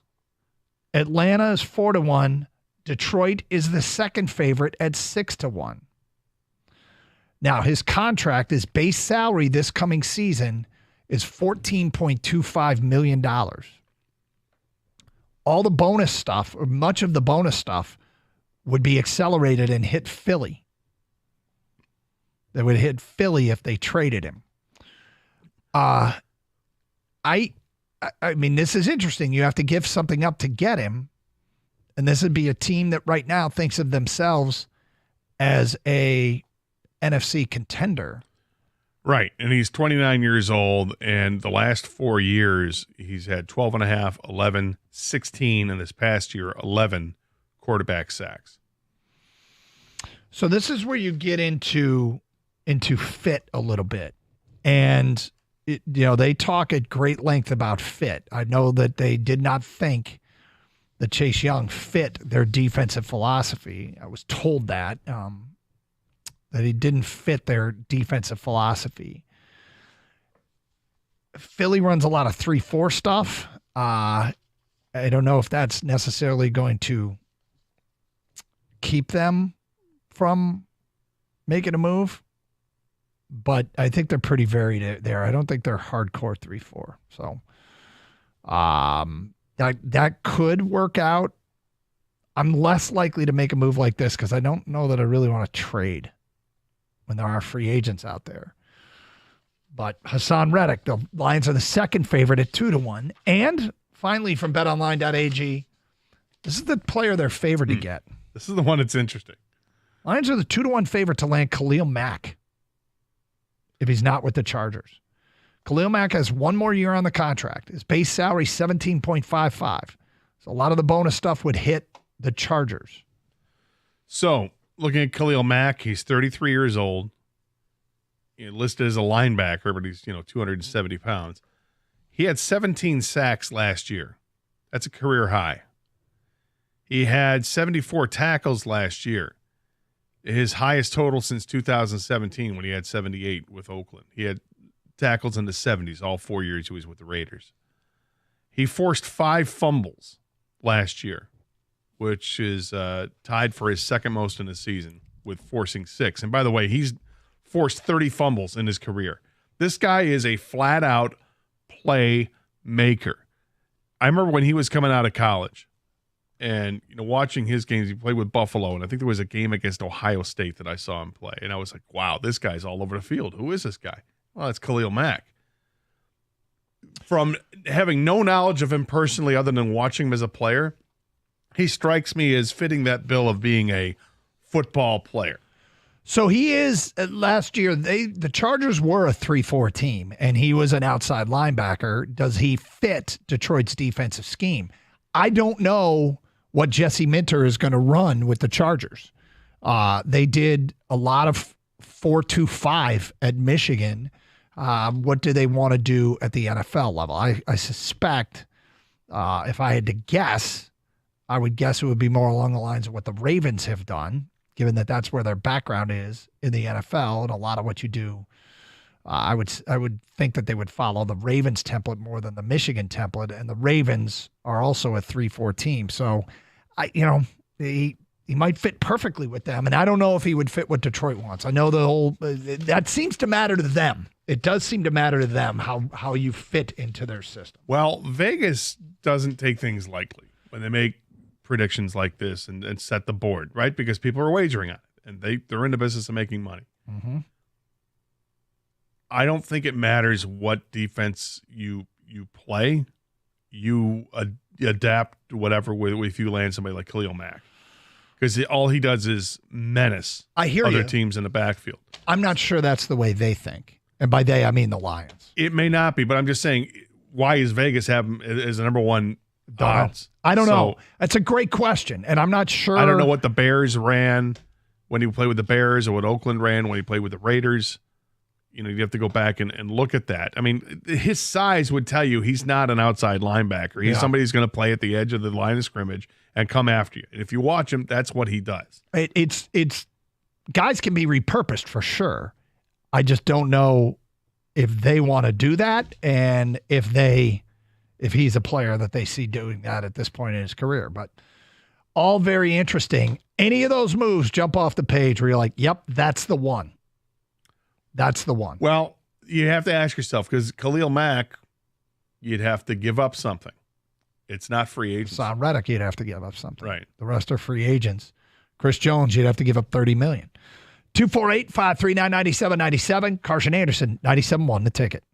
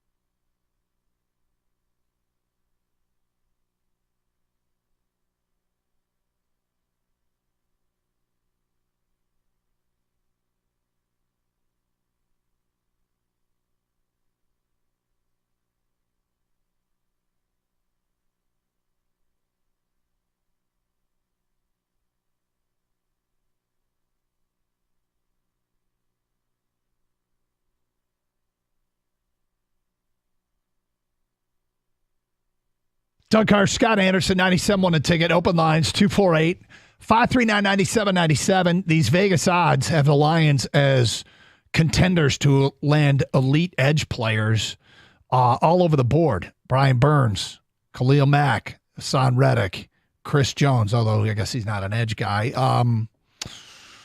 Who's the other one? Daniil Hunter. Here's the feedback coming in from an unnamed texter. Does Doug ever just think he's wrong? You're reading way too much into what they said.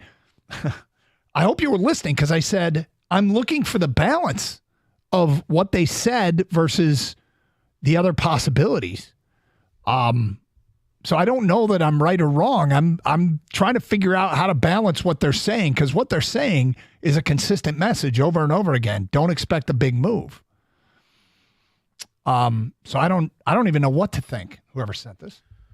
Anyway, he goes on to say, I'm sure they'll go after a big free agent they see fit. They also aren't going to say, yes, we're going after a few big free agents. Adding depth can also mean some big free agents. You don't have to say anything about your plan. You don't have to emphasize we're going after big guys, but they have emphasized we're not going after big guys, which is unique. But you don't have to say anything. And they have said repeatedly that they're more into depth guys than one big player. But I'm not quite sure why they're saying it if they don't mean it. So I still say you can improve the depth by adding a bigger player.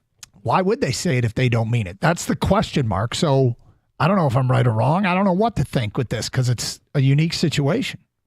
I think GMs always like to confuse people. From Eric, Chris Jones would make the defensive line elite instantly. I would be all in for paying him over any other free agent. 3 years allows us to pay our guys worth it.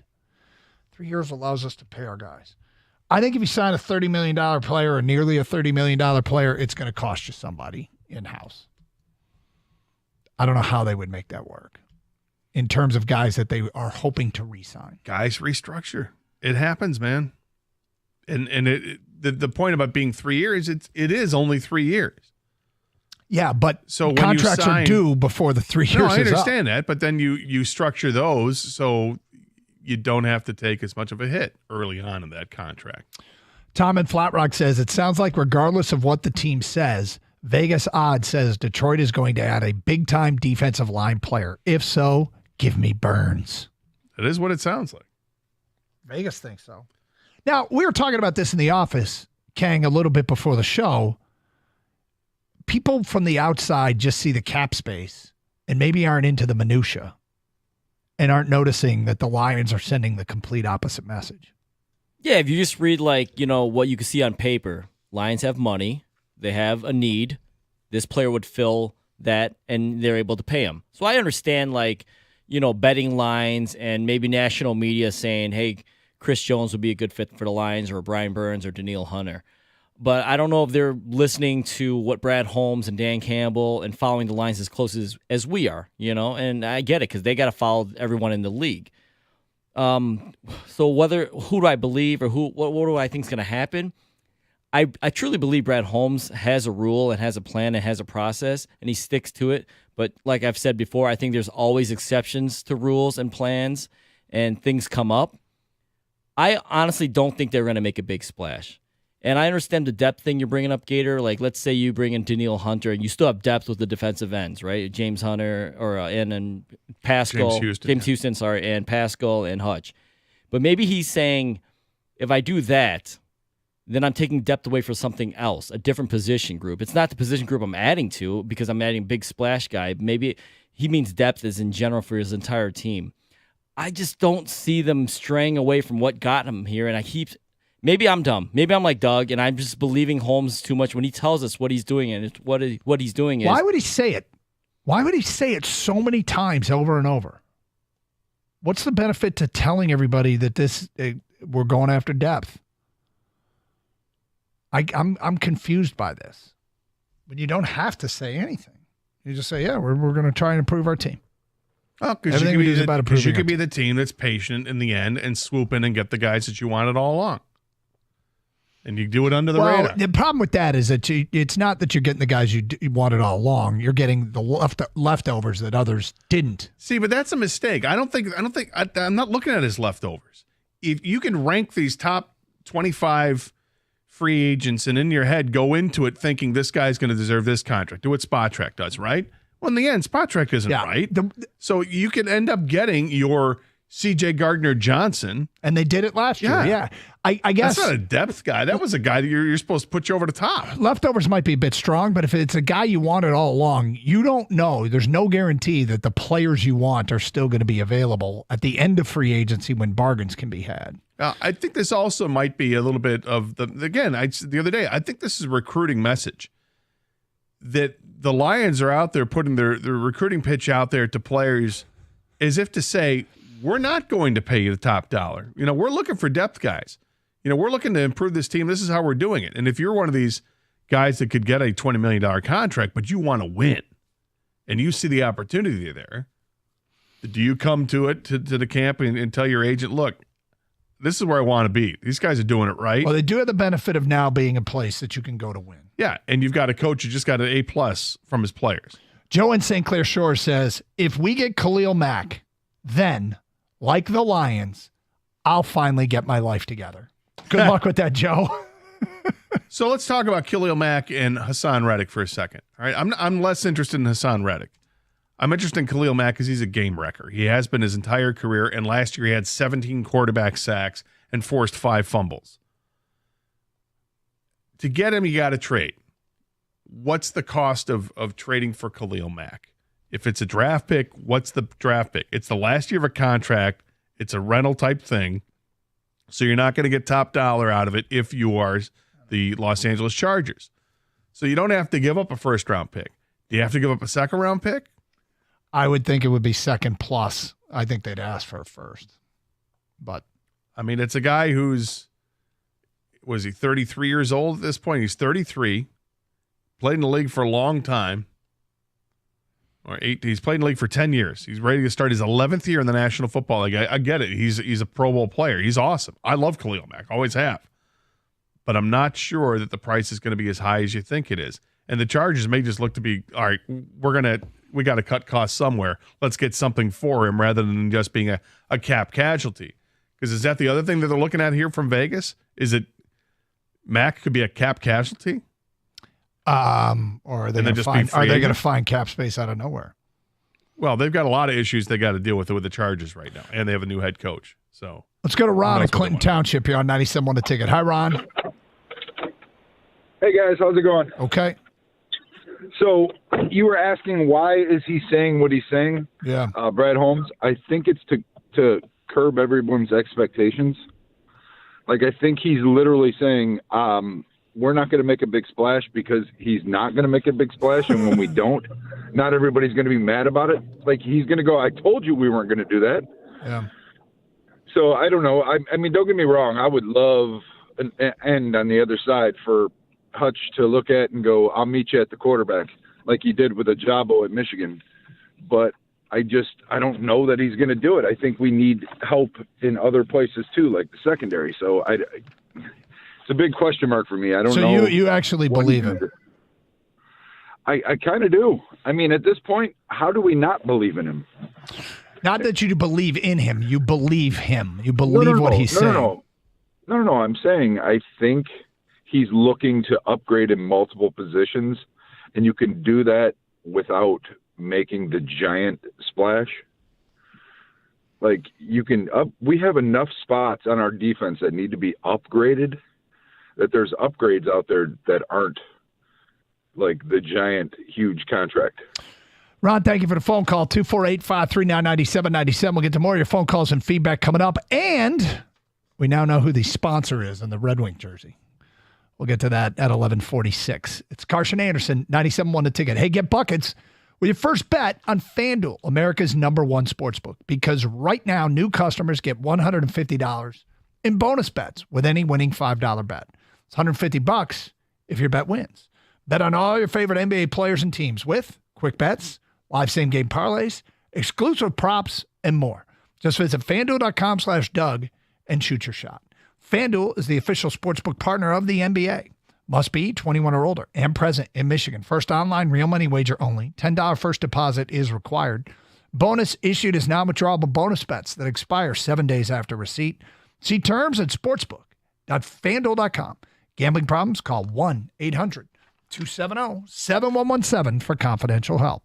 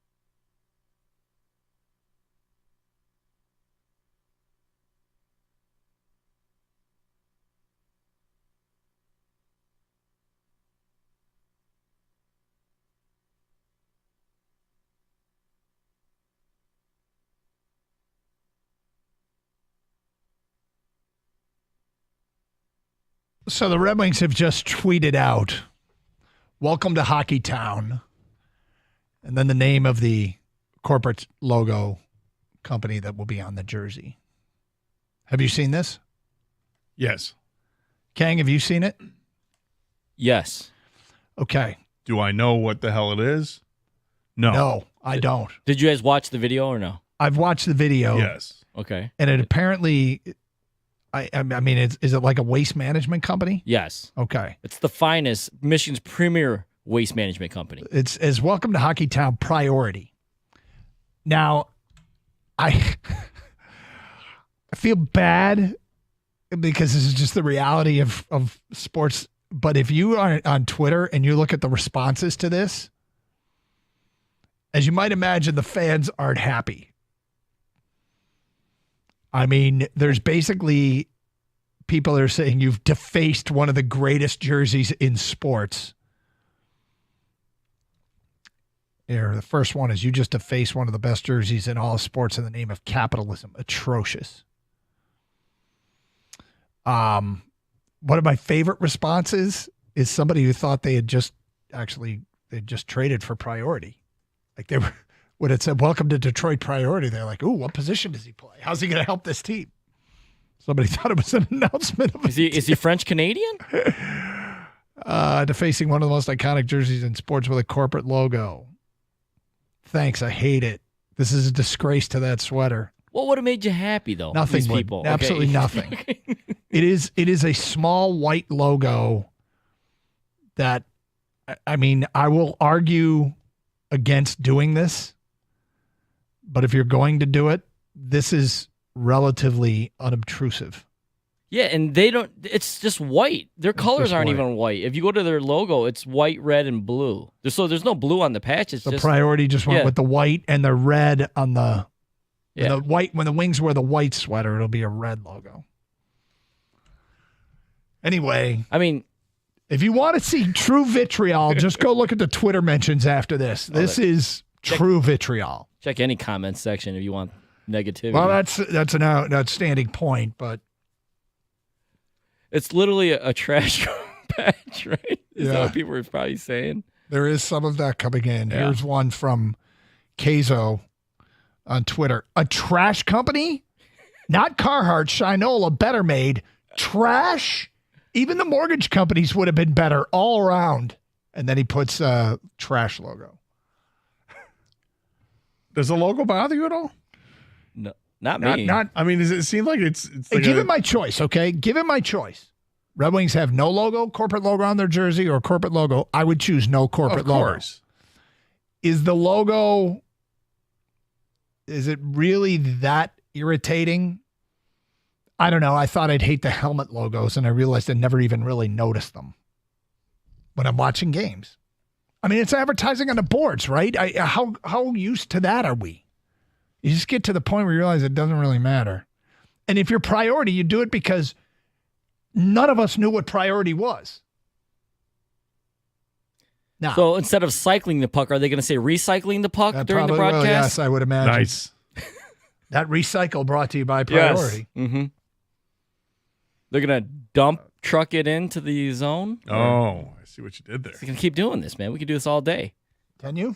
I don't know. I I don't was think about people, to I don't say, think people want us You can to. give it a shot. We've got another 2 hours and 10 minutes. Are you challenging Ken Cal? The Capitals look like a dumpster fire right now. Speaking of which, Right? It's a priority they score here, Gator. That call was trash. he's collecting another assist. You want to waste your time management here. Well done. Well done. Let me know when you're done.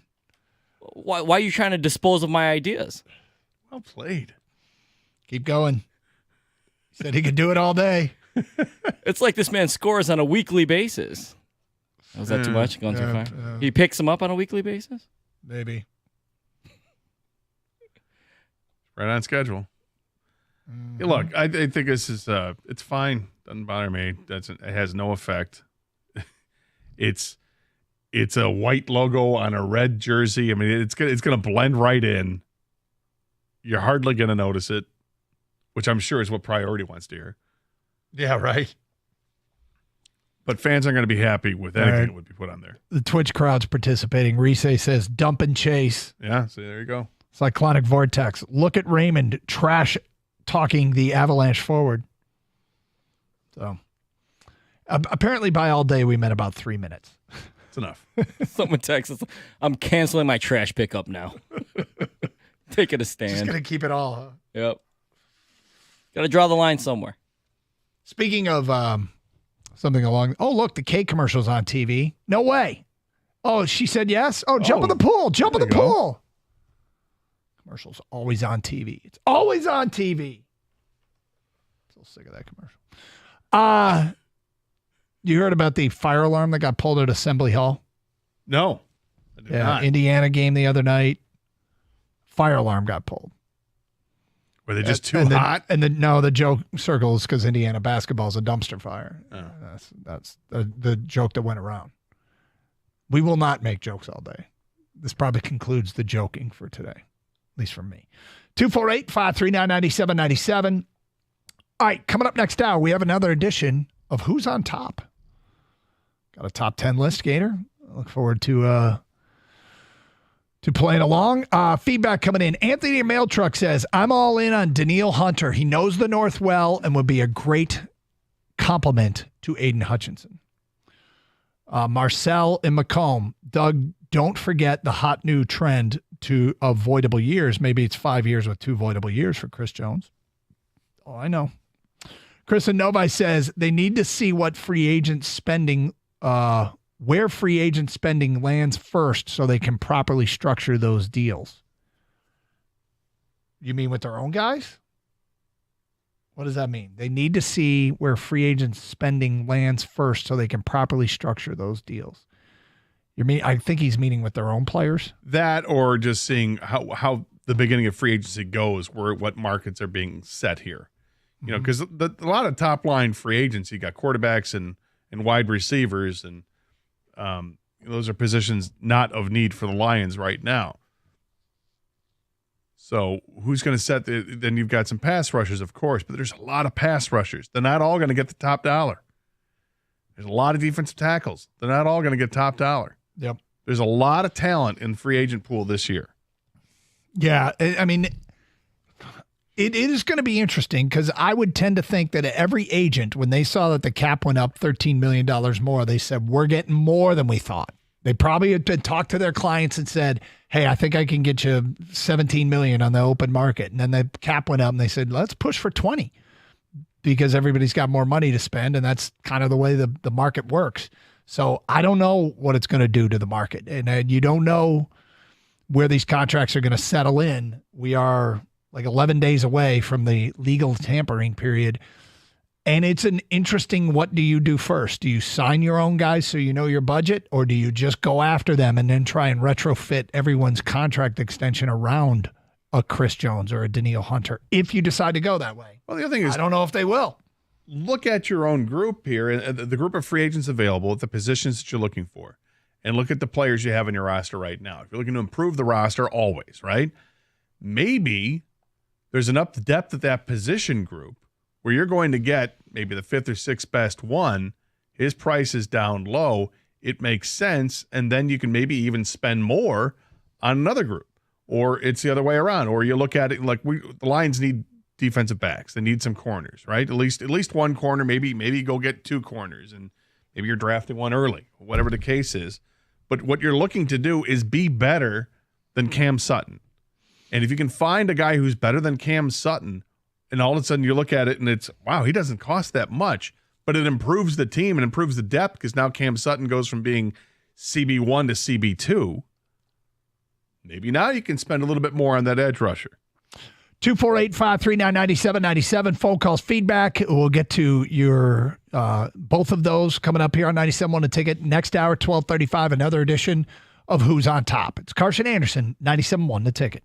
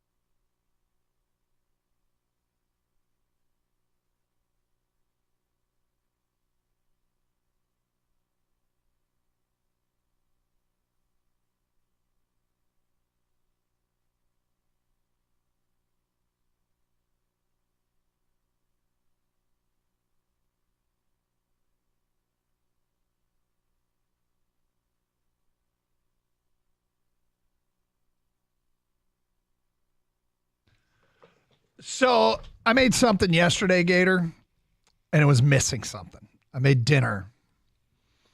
Cheese? No. Miss Cheese? No. Meat? No, I had meat. I decided I was just going to whip up some jambalaya. So I had Just whip it up, huh? I had turkey sausage, and I had chicken, and I had that Zatarain's jambalaya rice, Mm-hmm. and I had diced tomatoes, and I had onions, and I seasoned it. I guess I don't know what I was missing. When I brought it up with Kang, he immediately said something, and I didn't have in there. But I think I just under-seasoned it. Not enough salt and pepper, and I had a Cajun seasoning. But I didn't want to over-season it, but too salty or anything like that. I just think I think I went not aggressive enough. Gator, what do they always say in those cooking shows we watch about seasoning? You got to season. Yeah, you can't under-season. Can't under-season. If anything, you have to over-season it. Right, and then you end up with something that's really, really salty. But I guess really, really salty would have tasted better than what I did. Although the kids ate it and didn't complain. I mean, it was fine. It just felt like it was lacking something. But Kang immediately said, "No peppers, huh?" I did not do peppers. Maybe that was it. Got to have peppers. Yeah. Got to have a bell pepper of some kind, Yeah. red or green, Yep. yellow. Throw them all in there. Yep. That Peppers could be are it. great. That could be it. I mean, it was one of those. It was literally like sitting around going, "Okay, what do we have, and what can I make with this?" And I came up with jambalaya. You had rice, I assume? Yes. Well, that's the Zatarain's. Gotcha. Yeah, it's their jambalaya mix in a package. No andouille sausage, though, huh? No. Come on, Gator. Well, I mean, that's jambalaya is used andouille sausage. I know. But Yeah, I mean, I know. I've had this type of jambalaya in a restaurant that didn't have, red meat in it, and it was great. I mean, but it was. What are the chances it had red meat and they just told Doug it didn't? It's possible. Shrimp. There's no is andouille another. sausages, right? No, we wouldn't. What in jambalaya? Yeah. No, Yep. no, sir. Well, suffice it to say, I'm like, I got to go back to the drawing board with this. Peppers and more seasoning is my guess. Probably the things I really got to get after.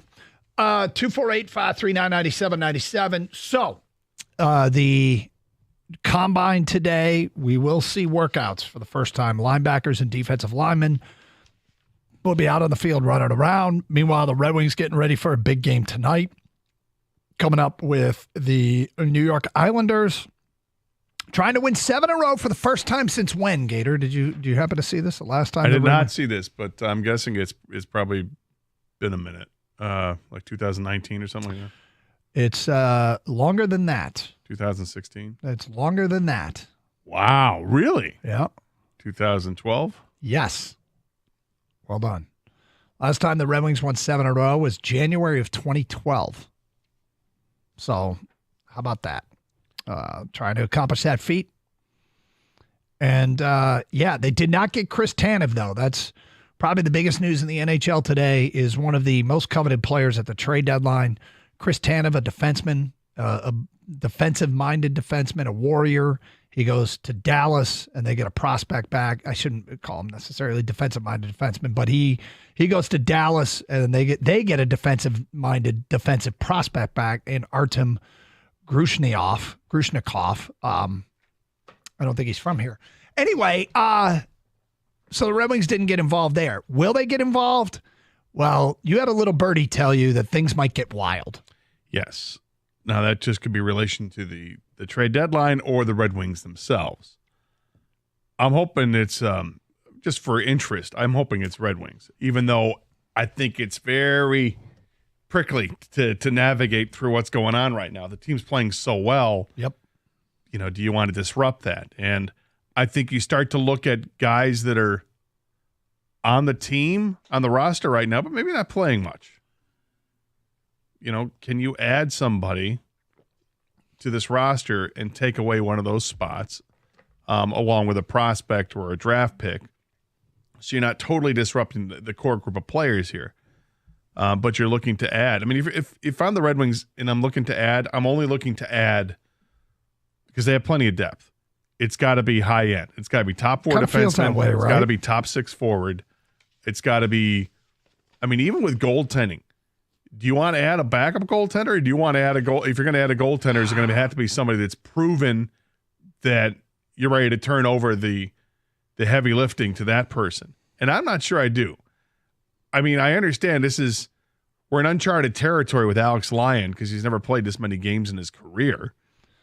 But he's also in the point of his career where this is where you start to trust somebody to give them the opportunity. He's 31 years old, but he hasn't played a whole lot of professional hockey, at least in the NHL. So maybe this is what he's going to be. You're catching lightning in a bottle here. You don't know how long it lasts with a goaltender. It could be a flash in the pan, a year or two. But right now it's working. I don't know if I want to mess with that. So, like the coveted goaltender, Jacob Markstrom from Calgary, here's the thing about him. He's under contract for 2 more years at $6 million per, meaning he's really, really affordable. So you're going to have to blow the doors off Calgary with an incredible offer to get him, is my guess. And so that is something I don't think the Red Wings want to do.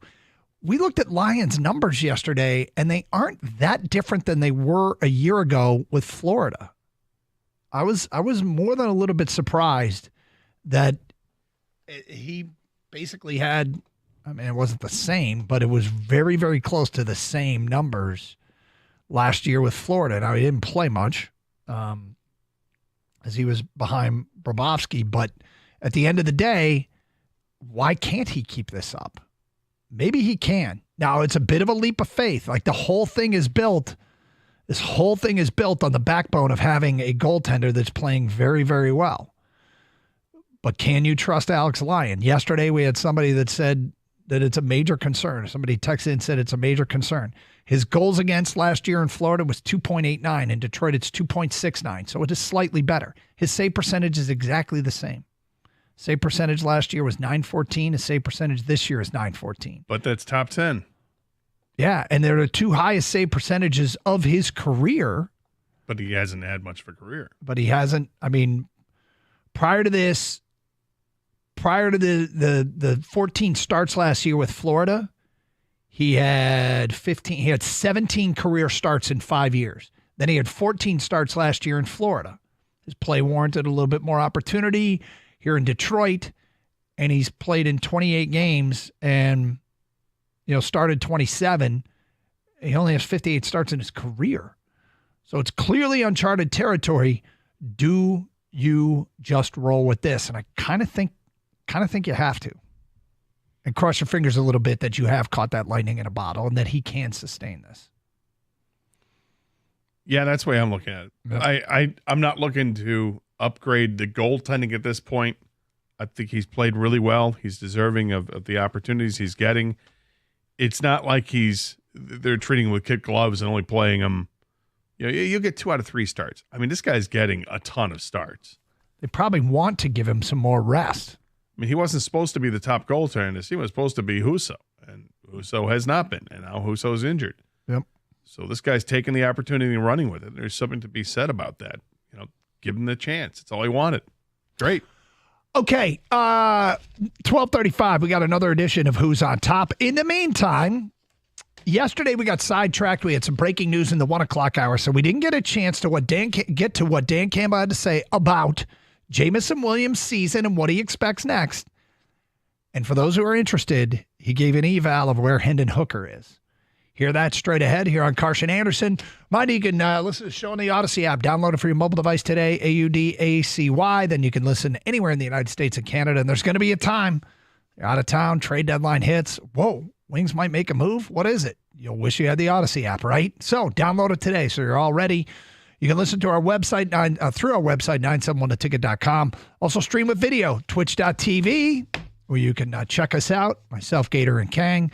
Plus, participate in the streaming chat. Always do check out what's being said over there.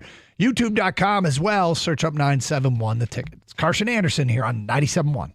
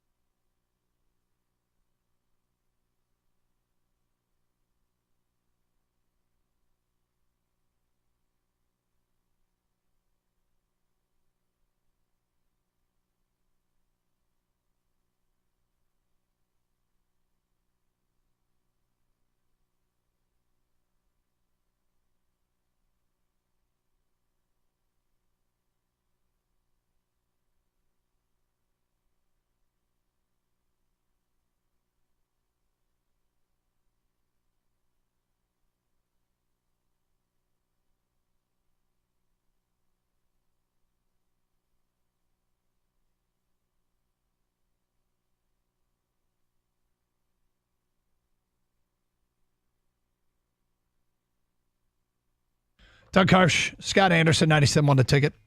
Open lines 248-539-9797. Scooble yesterday. Decent outing for our Detroit Tigers. Is he an ace? Is he going to be a lead pitcher? What was he, like the 5th favorite to win the AL Cy Young, something like that? Something like that. It's funny, we have a guy here that I don't know that gets enough attention from us. Scooble? Yeah. Well, he hasn't been terribly healthy. No, but when you start thinking about having a guy that's that highly regarded, Yeah, well, we'll start to see it this year. Hopefully, if he stays healthy, because he's a guy who's gotten better every year. Yep. But just hasn't shown the ability to start 30 games in a year with any kind of dependency. But he's got a great fastball, a nice strikeout rate. He's lowered that ERA.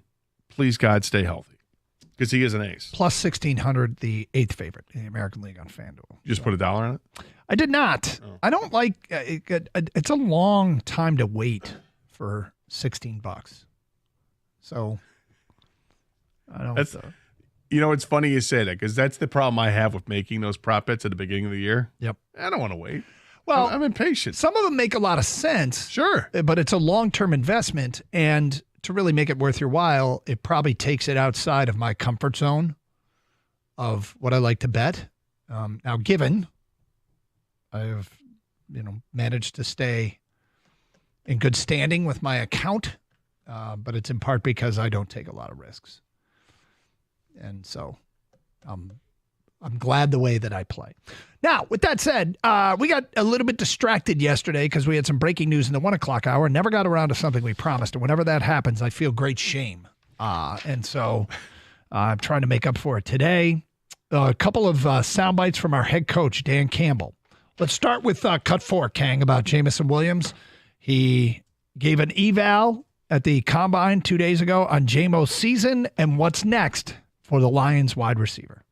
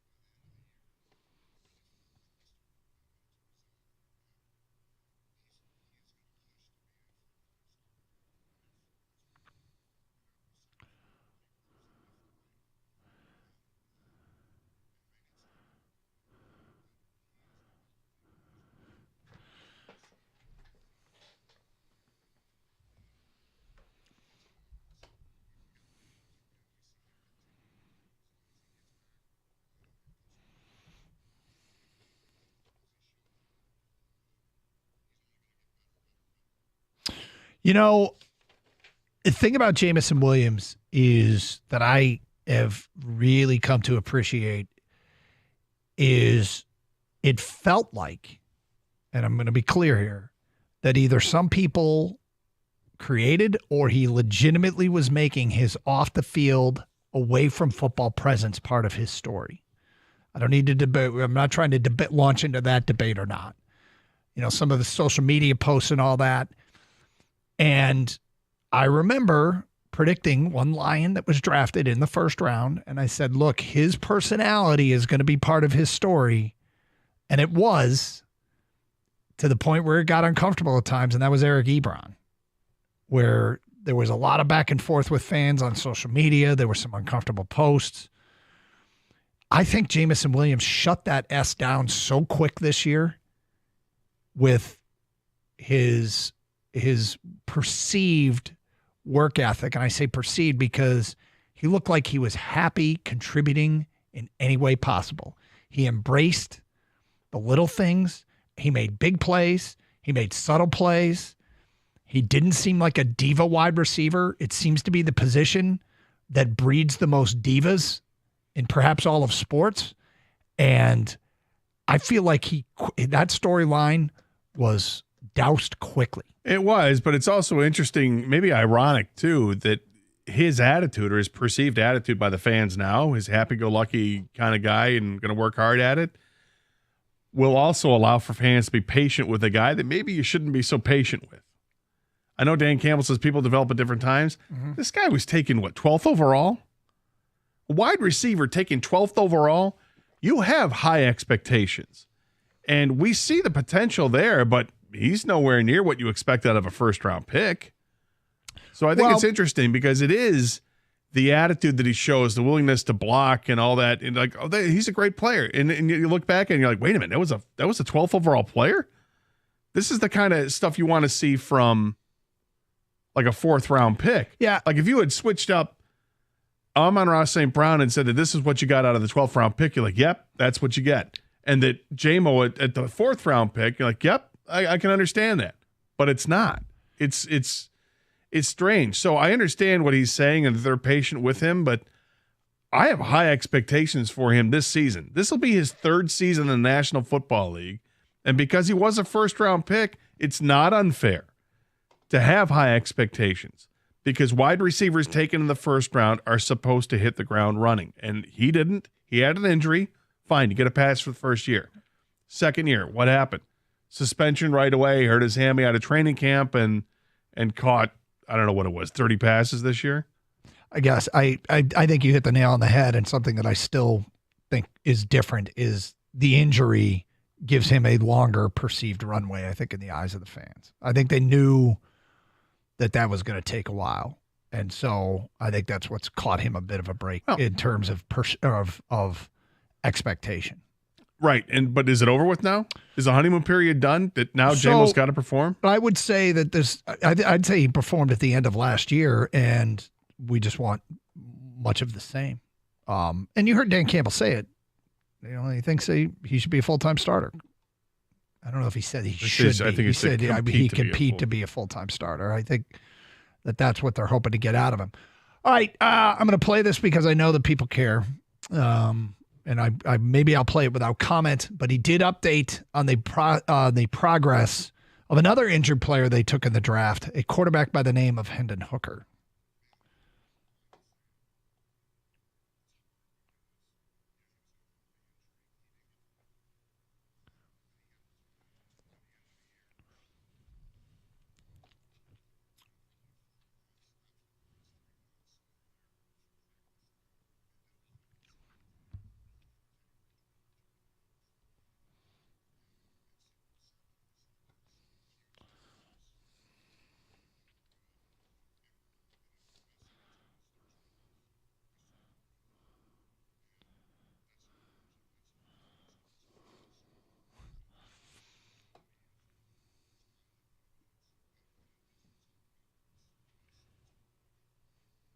Okay.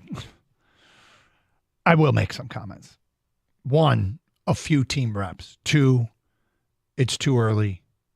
If anybody thinks that Hendon Hooker is factoring into their decision-making with Jared Goff, would that pretty much shut it down? I don't know. I mean, you seem to be very willing to buy into whatever comes out of these guys' mouths. Yes. and I understand it. It's because they're the most credible Lions staff we've ever had. Yeah, and yet we've heard nothing about anything going on with a contract with Jared Goff at this point, which is also interesting. It's curious. So I'm not going to completely shut it down there. I think, this is my gut telling me, I think they're very encouraged by what they have with Hendon Hooker. You think? I think they're more so than what he said encouraged. Yeah. I mean, I think he's truthful in that we're not sure what we have here yet because they haven't seen him run practices with the ones because there was no need to let him do that when he came back, right? The Lions were in a playoff push, and you're not going to give a whole lot of time to your 3rd-string quarterback. This year, when you get to the mini camps, you're going to get more of an evaluation for sure. But I think that they're very encouraged because they knew what they had out of college, what he looked like. There's a question of getting him healthy enough where he can start working with the team and with the coaches. And now that's starting to happen. So I would imagine they're very encouraged by him. Dennis is on 97.1 The Ticket. What's up, Dennis? Hey, how you doing? I was just saying that I just think you guys was giving Jamison Williams a real break because last year I heard him say this is third year. No, essentially this is his second year because he didn't play his rookie year season. And then most guys come off the injury that he had. You need at least 2 years to get right. Jamison had a heck of a season last year for a rookie season. That's what it was last year, his rookie season.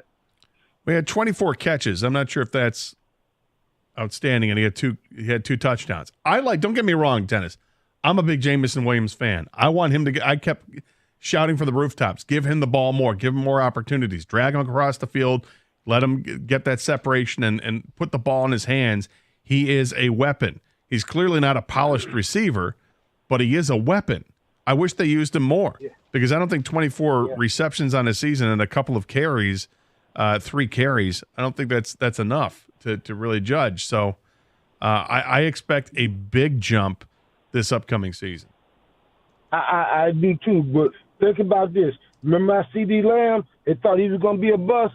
It just takes a little bit of time for some guys to come around than others sometimes. So I think I think this coming year is going to be his breakout year. Thank you, Dennis. 248-539-9797. Who's on top schedule for 12:35? And what a college baseball player had to put up with. Was it fair or not? We'll get to that a little bit later on here on Carson Anderson, 97.1 The Ticket.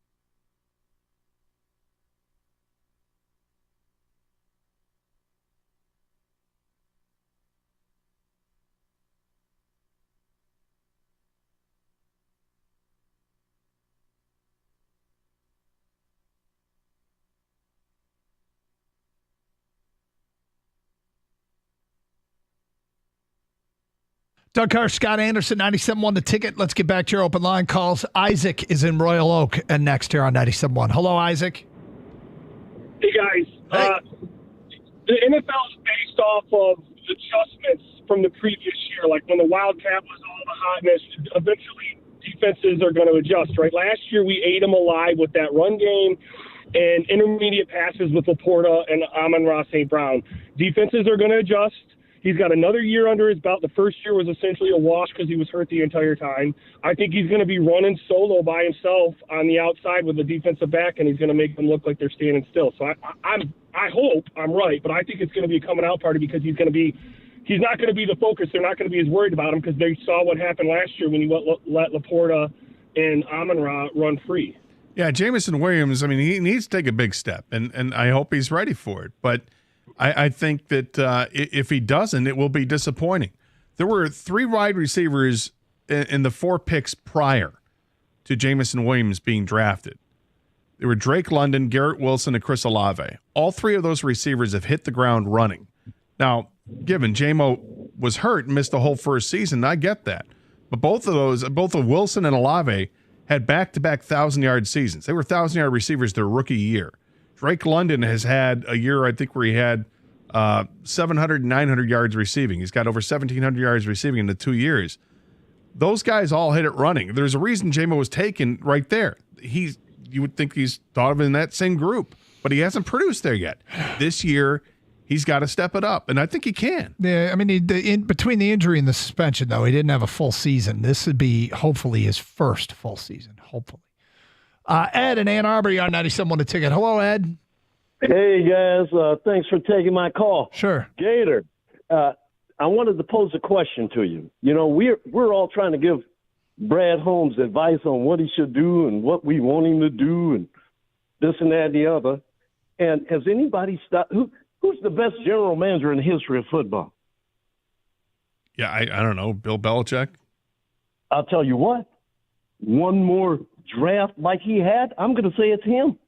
Wow. See, this guy sees it totally different than everybody else sees it, and so far it's working. So if he has that great draft next year, you know what I'm going to do? I'm going to say, hey, look, just like John Madden, if the dude tells me chicken can pull a wagon, I ain't going to say nothing. Just hook it up, dude. Period. I'd like to see him win a Super Bowl before I put a label like that on him. Best GM in the history of football. Like he had a great draft. Let's start with one Super Bowl. Well, he's had 3 great drafts. Well, last year's draft was particularly great because he had a lot of the picks. You know, he had 5 picks in the first 60 or whatever it was, and he made the most out of them. It was very impressive. The picks, and he's made some other picks throughout the other 2 drafts, are very, very impressive, without question. I like him a lot. I'm not giving Brad Holmes advice, not at all. Brad Holmes do what Brad Holmes does. There are things that I'd like to see, or maybe that this is the way I would handle it. Doesn't mean it's the right way. I'll trust him. All right, let's get to another edition of Who's on Top. Now, the way this works is I find lists, and then Gator gets to guess who's on said list or what is on said list, and then the people try and help him round out the top 10. I have found a list of famous men you'd want to have a beer with. Famous men you'd want to have a beer with. Some of the instructions, if given the opportunity to sit down with a beer with any famous male figure, which famous man would you most want to get a drink with? You have to consider, when picking, who you'd want at the bar stool next to you. Things like what you're going to talk about, likability, things you would have in common, whether it be same sports teams, movies, food, are you from the same state, fun personality, most down to earth, who would make the best drinking buddy. And then I think this is for the women folk. It says don't focus solely on looks. I guess could be for others too. But that note was thrown in there. So Gator, I'd like you to give me 3 famous men you think would be near the top of the list that you'd like to have a beer with. Or maybe you're just 3 favorite. First one's an actor. And from what I can gather, he's a really funny guy, practical joker kind of guy. Also got into the tequila game, made $1 billion out of it. He's a great actor. Seems like a great guy. I'd like to have a beer with George Clooney. Okay. Next guy, he comes in the world of sports entertainment. You know, I'm a big professional wrestling fan. Mm-hmm. This is a guy we've interviewed, had him in studio. He loves beer.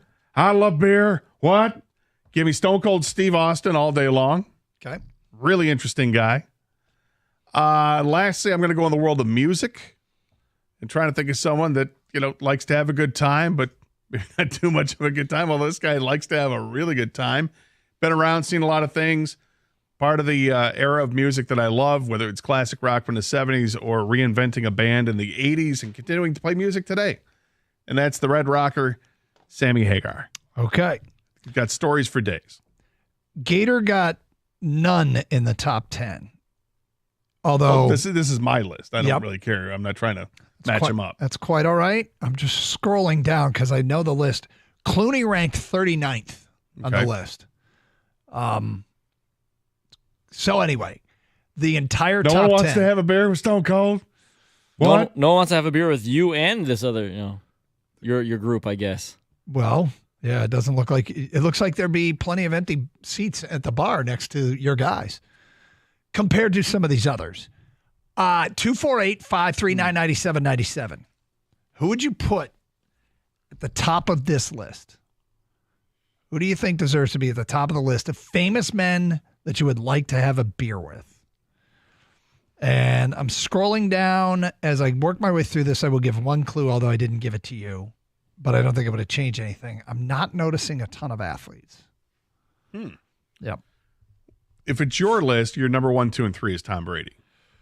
Yeah, 4, 5, 6, 7, 8, 9, 10. All the things that was mentioned there, all that we have in common is probably the biggest. All right, let's get to your phone calls. We go to Brad. You're on 97.1 A Ticket. Hi, Brad. Hello. Yeah, I thought Gator was going to take my thunder right away with Stone Cold, or he said Stone Cold, but I'm going to go with The Rock. Yeah, I imagine The Rock's probably on the list because he's younger and he's more well-known than Stone Cold. But we had a chance to talk to Stone Cold. And, Doug, would you not want to have a beer with Stone Cold? I felt like I was having a beer with Stone Cold. Right. The Rock checks in at number 9 on the list. Excuse me, number 8 on the list, Brad. You got one that's in the top 10. There are 7 ahead of him. 248-539-9797. Did Stone Cold bring beer with him into the studio? I don't remember that. But James is next here on 97.1 The Ticket. Hi, James. Hey, how's it going? What's up? I'm going to go with Ryan Reynolds. Ryan Reynolds, Gator, you think Ryan Reynolds made the top 10? He might. Top 10, I'm going to say no, but I could see him being a higher on the list. He's a funny guy. He did not make the top 10. 248-539-9797. Franco is next on 97.1 The Ticket. Hi, Franco. What's going on, gentlemen? How are we doing? Good. Hey, I'm going old school. I'm going to ask yourself if you're feeling lucky. I'm going Clint Eastwood. Wow. Clint Eastwood. Do you think Clint Eastwood made the top 10? I do not think so, but that'd be an interesting one. And guys, in his, 90s Talk about stories for days. Yeah. I will tell you he did not make the top 10. I also will make a correction because the list has changed because it's constantly being voted on. So since I printed it up earlier, Ryan Reynolds is on the list. He is now in the top 10 at number 9. No kidding. Yep. So I think it was Chris that said that. But 248-539-9797. If he brings his wife with him, I'd like to have a beer with him. His wife is was at the Super Bowl, right? Yeah, Blake Lively. Thank you. So Ryan Reynolds, number 9. Was it Chris? I think it was Chris. And The Rock has moved up since the voting has continued to number 4. So Brad got that. 248-539-9797. Oh, and you're next. Famous man you'd like to have a beer with. Who would you put at the top of the list? Donald J. Trump. My boy, he would be going off on everybody. Just talking about Joe Biden, Sleepy Joe. All right, there's always crazy. Would he be on the top 10 list? I'm guessing he might be. He's not. He's not. No. The list goes 150 deep. He's not on it. 248-539-9797. I'm really happy about that. Brian is next here on 97.1 The Ticket. Hi, Brian. Hey, how's it going, guys? What's up? So I got to go with the man, the myth, the legend, Bill Murray. Bill Murray. Gator, do you think Bill Murray made the top 10? No. But there is a million Bill Murray stories out there. Yep, Bill Murray did not. And by the way, Clint Eastwood did not. I don't even know if I said that to the previous caller. I don't think Trump drinks, by the way. So you can't have a beer with him. Yeah, I've heard that. But anyway, Jeff, you're next on 97 a Ticket. Hi, Jeff. Hi, how you doing? What's up? I say John Daly. John Daly. Gator, do you think John Daly made the top 10? Not the top 10, but he'd be an interesting guy. He did not make the top 10, but thank you. It would definitely be. He'd have stories. Maybe he shouldn't be drinking, but yeah. Bruce is next. Hi, Bruce. Hey, guys. Hey. I'm going to go with Keanu Reeves. The dude seems like a really cool guy. Keanu Reeves. Do you think Keanu made it? I'm going to say, yeah. I'd love to have a beer with Keanu Reeves. Keanu Reeves, he is now ranked number 8. So, Bruce, you got that one? Yep. Number 1 is still out there, 248-539-9797. Yeah, I've heard a lot of great stories. That he's like the greatest guy ever. Yeah. Yep. Jason, you're next. Hi, Jason. Hey, guys.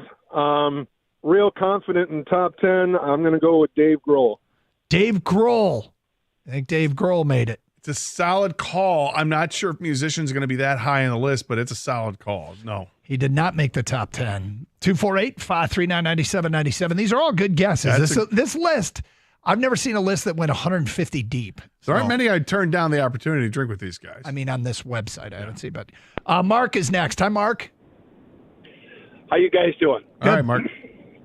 Good. I've got, I think, the number 1 pick, Benjamin Franklin. Benjamin Franklin, second Ben Franklin. He's got his hands on everything. Yeah, this guy. Do you think Ben Franklin made the top 10? Hard to have a drink with somebody who's dead. Yeah, he did not make the top 10. Aaron in Ypsilanti, you're next. Hi, Aaron. Ben Franklin's dead? Hey. What about if I don't have a drink, I'll have a smoke with Mr. Snoop Dogg. Snoop Dogg. Do you think Snoop Dogg made the top 10? Not the top 10. He did not. If this was 1995, maybe he makes the top 10, but or if it was a different list. A different list. Andy, you're on 97 a Ticket. Hi, Andy. Not beer. How you guys doing? Good. Hey, Andy. Yeah, I'd like to have a beer with Tiger Woods. Tiger Woods. You think Tiger Woods made the top 10? I think Tiger might be in the top 10. He did not make the top 10. Wow. Let's take one more. Dave in Tilsonburg. You're on 97 a Ticket. Hi, Dave. Hey, guys. Hey. I'm going with Charles Barkley. Charles Barkley. God, that's a great one. I don't think he's in the top 10, but he didn't make it, but that is a great one. Didn't Tom Connors write a song about Tilsonburg?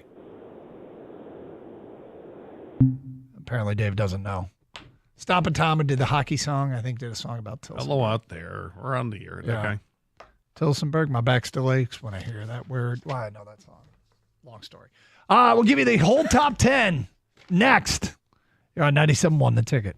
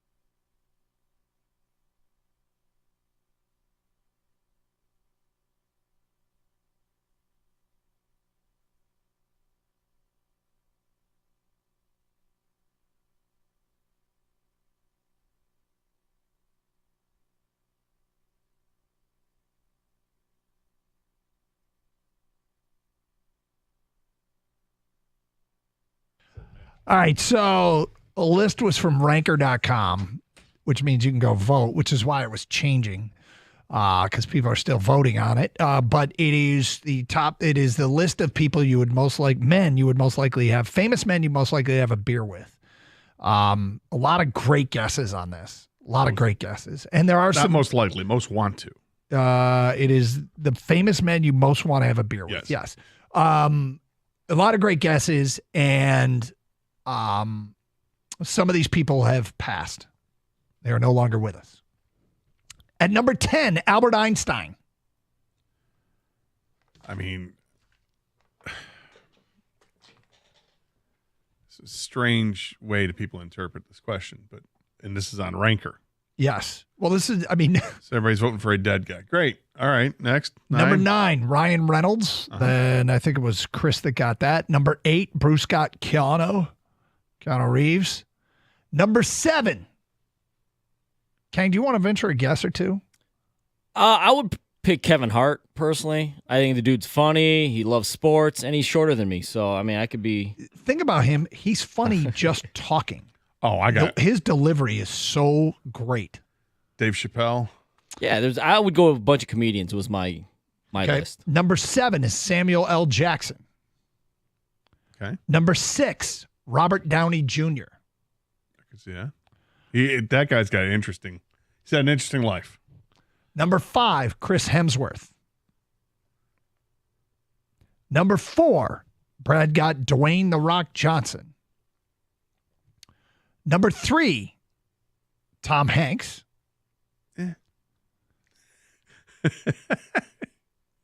That's funny. Number 2, Hugh Jackman. And the number 1 famous man you'd want to have a beer with, Morgan Freeman. It's a weird list. Totally. Like, first of all, Albert Einstein. I mean, dead. Right. Well, number 14 is Jesus Christ. So just saying. He gone. Bradley Cooper's 11. Neil Patrick Harris 12. Patrick Stewart 13. Patrick Stewart. Mentioned Jesus 14. Liam Neeson 15. Harrison Ford 16. Leonardo da Vinci 17. Abe Lincoln 18. He gone. Chris Pratt 19. Bill Murray 20. Wouldn't you want the person to be able to talk back to you? Right. Well, I mean, it's a fictional, given that this is an entirely fictional You got a question. beer standing over somebody's grave. Remember when you invented bifocals? That was cool. What kind of key did you tie to that kite? Yeah, right. What was it like competing with guys like, Robert Fulton and, Cyrus McCormick? People like that. Clint Eastwood got mentioned. He's number 28 on the list. This is who I bet Jansen would have number 1. Johnny Cash is 30. Yeah, he's dead. You nailed it with Tom Brady. I would probably put James Earl Jones, too. James Earl Jones? Yep. Love to talk with a guy who played Vader and a guy that he voiced Vader. See, David Prowse played Vader. Yeah, fair enough. I think a lot of people, they pick up somebody that they want to interview, essentially. I don't want to interview this person. I want them to be able to talk to me and ask me questions, too. I want to have a conversation. James Earl Jones. Is that true? You think I don't James know. Earl Jones cares about Doug Karsh? I think he cares about Michigan football, and I think I'd have stuff to give him. He does the voice for their entrance at the stadium. They paid him a lot of money. I think he did it free. But whether he did or he didn't, I might have something to offer. I might. Everybody else on this list, I don't Except think for not having seen any of his movies, aside from Star Wars. I saw Star Wars. Yeah. I saw Empire. I saw Return of the Jedi. I mean, what more do you want? Your voice is great, man. The Morgan Freeman one, I think people just want to hear his voice in person. Yeah, they don't even want to. Yeah, what is that about? And I like Morgan Freeman. I'm just saying, what else are you guys going to talk about? All his movies he's done, that's much it, right? All right, here's an interesting. First, I'm surprised that Doug would say James Earl Jones over Morgan Freeman with Zay Watanabe and all that. I don't have a whole lot outside of Shawshank when it comes to Morgan Freeman. I would love to talk to Samuel L. Jackson about the ESPYs video he did where he was the hockey coach. Inglewood Jack, what I say, Inglewood Jack, that's the way. Jules Winfield. Yep. Anyway, we do appreciate all of your phone calls and a lot of great names, and then one other.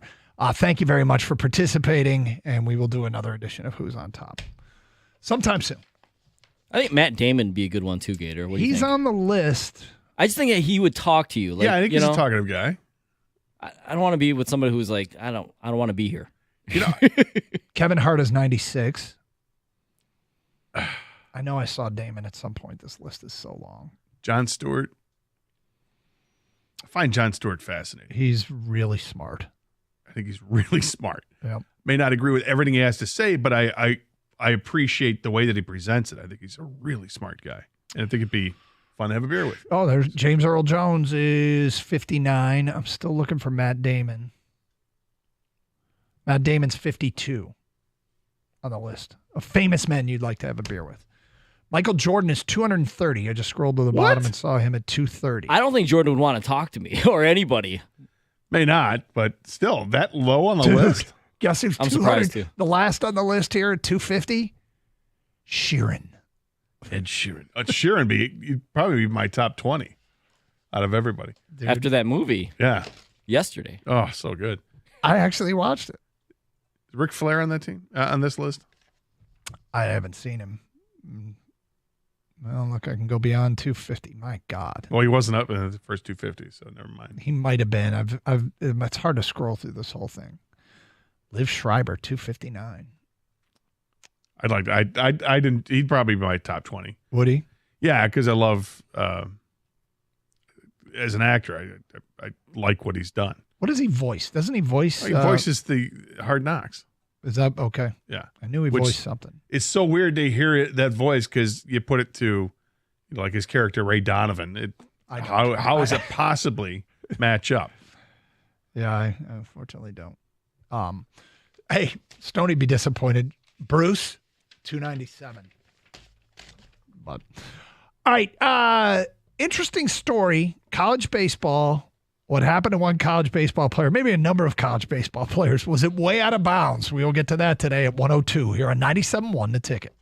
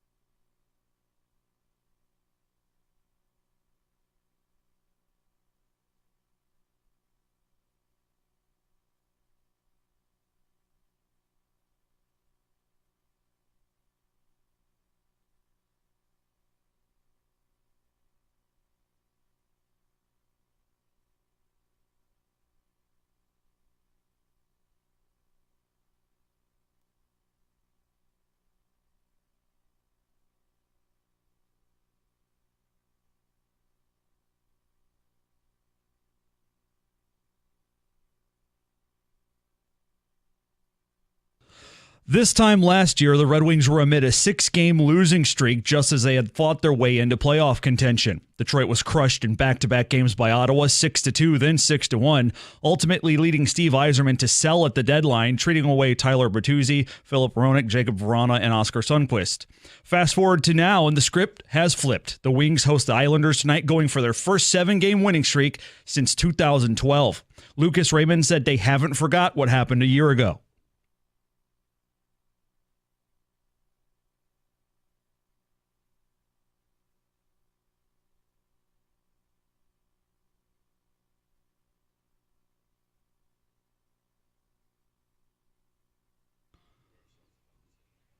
Wings and Islanders face off here on 97.1 tonight, coverage starting at 6:45. The NHL trade deadline is a week from tomorrow, but the biggest get may have already been gotten. Calgary sent defenseman Chris Tanev to the Stars as part of a 3-team trade earlier today. That takes the best defender off the board. The Wings also announced their first ever jersey sponsor today, Priority Waste. The company's letter P and hexagonal logo appears on the right side of Detroit's jersey, appearing white against the home Reds and red against the road Whites. The new patch means the Wings captain's C and alternates A moves back to the left side of the jersey. And U of M basketball returns to the hardwood tonight at Rutgers. Wolverines have lost 5 straight, but will have Doug McDaniel on the road for the first time since early December. Hear it on WWJ News Radio 950. Coverage starts at 8. At the Corwell Health Update Desk, I'm Beanie Howell. For more, go to 97.1 The Ticket or Odyssey.com.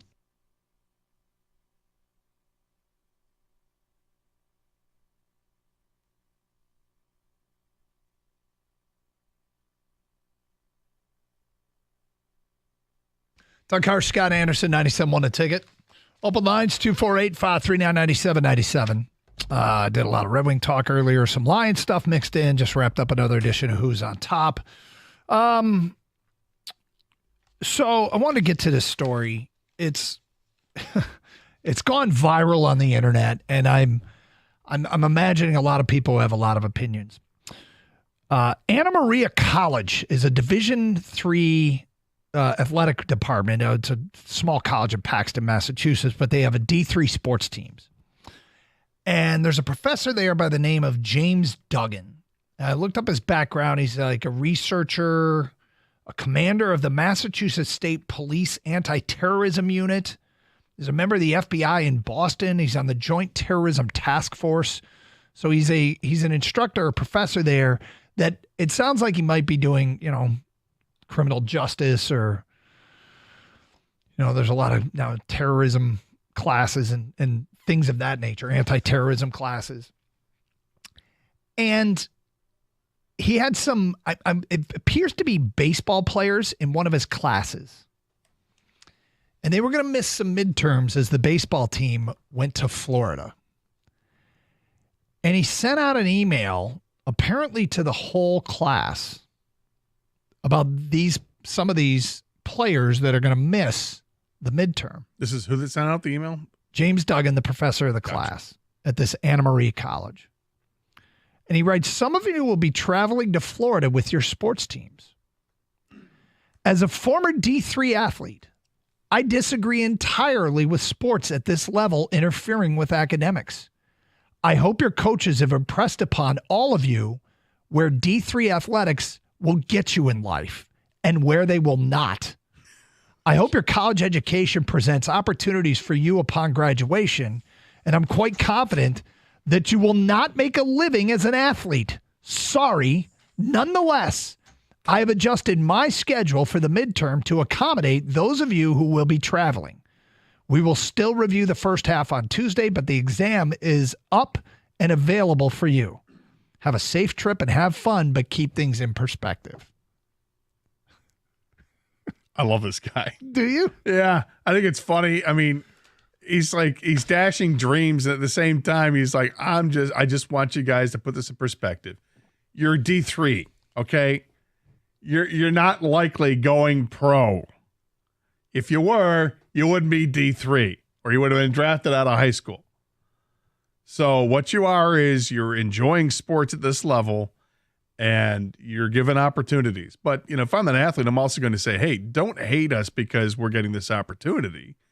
And thank you, by the way, for accommodating us with your schedule. So I feel like this guy has decided he's going to parent all of these kids. Yes. And is that a college professor's job to parent them? Well, and I would argue no, but it is a college. I do think college professors are there to instill the realities of life in some ways. Yes, they are. But I'm going to bet that most people think this is out of bounds. And why are you dashing dreams? And why they're in it might not be to be a professional athlete, but to work in athletics. As former players get opportunities in coaching that those who didn't play don't. Former players get opportunity as agents and trainers, and all kinds of jobs are available in athletics that being a former player provides you, and I mean hundreds and hundreds of jobs. Additionally, being a college athlete opens up doors in the real world that they might not open for the rest of us, us mere mortals, us commoners. When you get to put on a resume, played college baseball, even if it is at Division III, Anna Maria College, it opens up doors. And people, I think employers, sometimes like that. Not all of them. That's fine, but I think to support his point of view, in addition to yours, because yes, I do believe that athletics, as a bullet point on a resume, may help in some situations. The way I would look at it is, if I'm the professor, is I want you to utilize this opportunity to play baseball and take advantage of it in the real world, where you're likely not to be a baseball player of any kind, but you're getting an education, maybe getting a scholarship of some kind, take advantage of a grant or whatever it is, take advantage of that. But your number one priority is not baseball. It's academics, as it should be if you're in Division III. Well, I mean, I guess the one thing I want to point out here is we do not have any context of who this email is specifically addressed to, because if there were student athletes in the class that were blowing off his class all year long, in spite of his warnings, and this culminated in this email, because there could be a lot more to this story. But it's gone viral. There's a major league pitcher. What's the guy's name? I'm sorry, Kang. Seth McClung, who has come to the defense of the student athletes and said, this is BS. You should support these kids and let them chase their dreams. And people are pointing out how many D3 players get drafted every year. Sorry, is he not supporting their dreams? Didn't he say that he's going to give them the opportunity to? Well, he's dousing their. He's definitely doing something to douse their dreams. He's trying to put a reality check in there as a former D3 athlete himself. Yeah.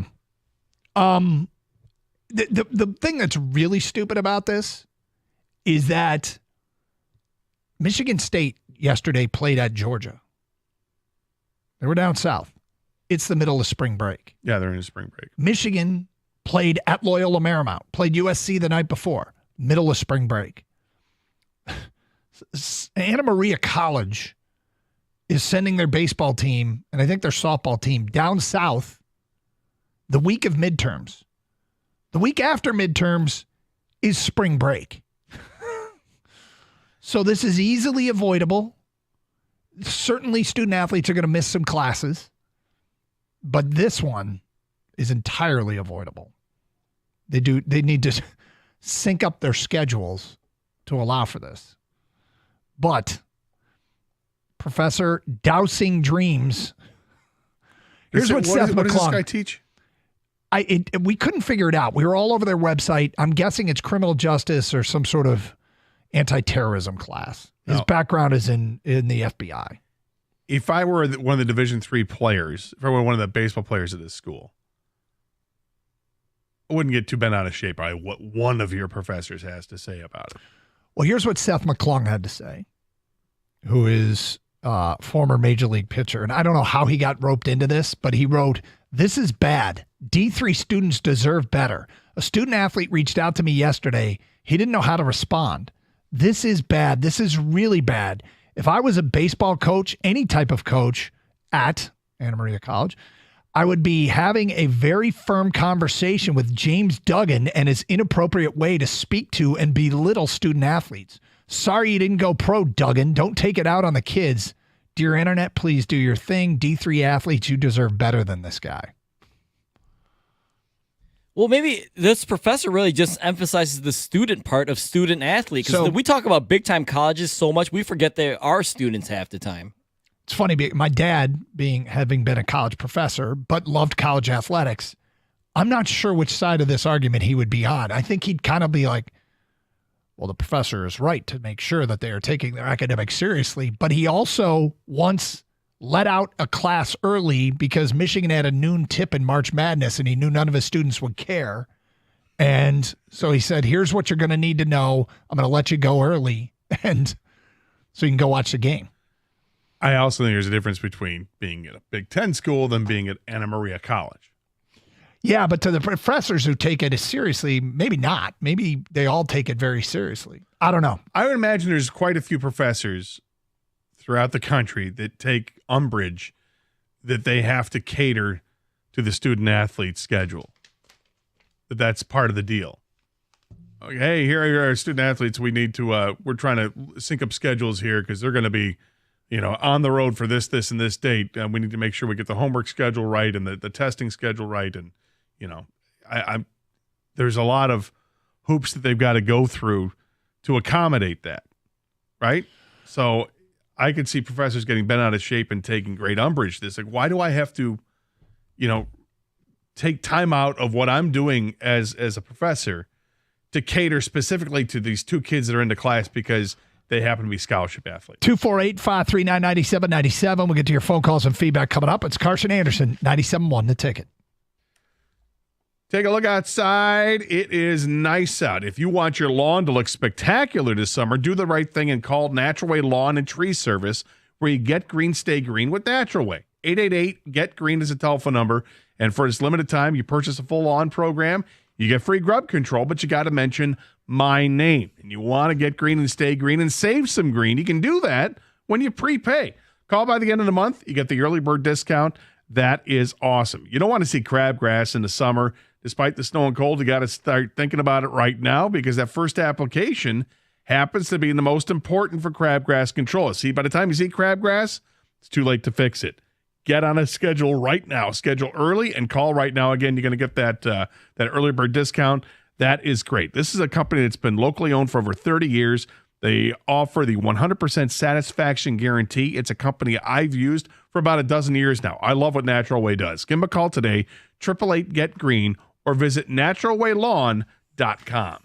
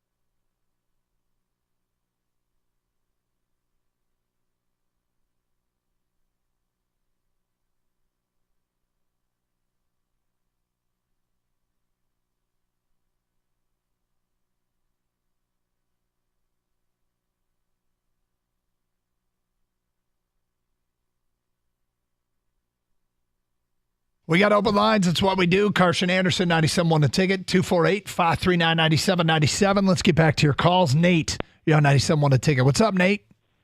How's it going, guys? We're doing great. Thank you. For most of you, Gator, you're talking about how the Red Wings need to go for top 6 forward. So I was reading the article this morning from Max Boltman on The Athletic, and he proposes an interesting conundrum that the Wings have right now.